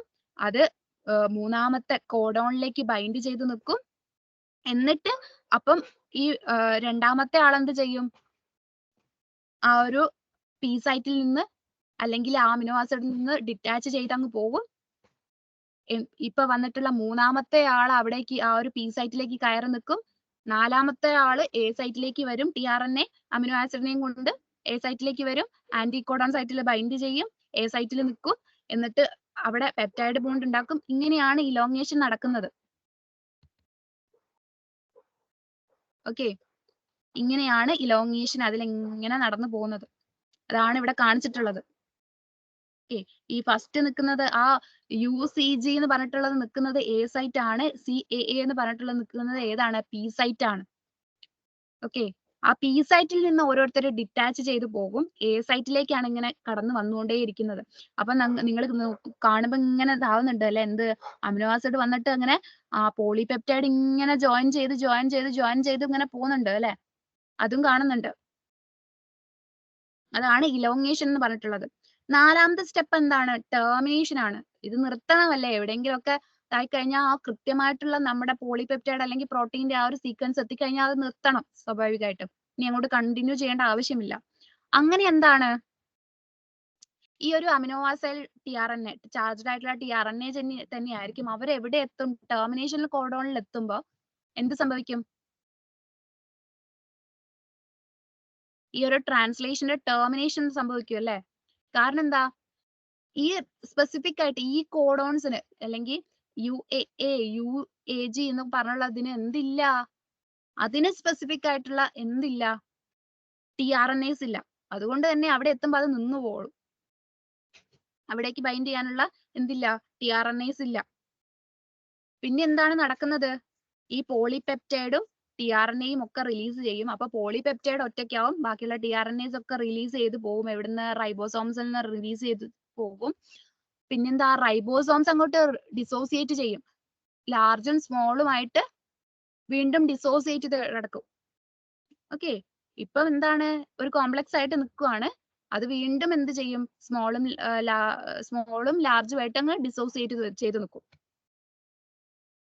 ഓക്കെ, പിന്നെ നമുക്ക് പറയാനുള്ളത് ഒരു mRNA-യില് ഈ ഇനീഷ്യേഷനും അല്ലെങ്കിൽ ആ ഒരു സ്റ്റോപ്പ് എന്ന് പറഞ്ഞിട്ടില്ലേ, ഇനീഷ്യേഷൻ കോഡോൺ വരുന്നതിന് മുമ്പും അതുപോലെ തന്നെ സ്റ്റോപ്പ് കോഡോണിന് ശേഷവും എന്തുണ്ടാവും?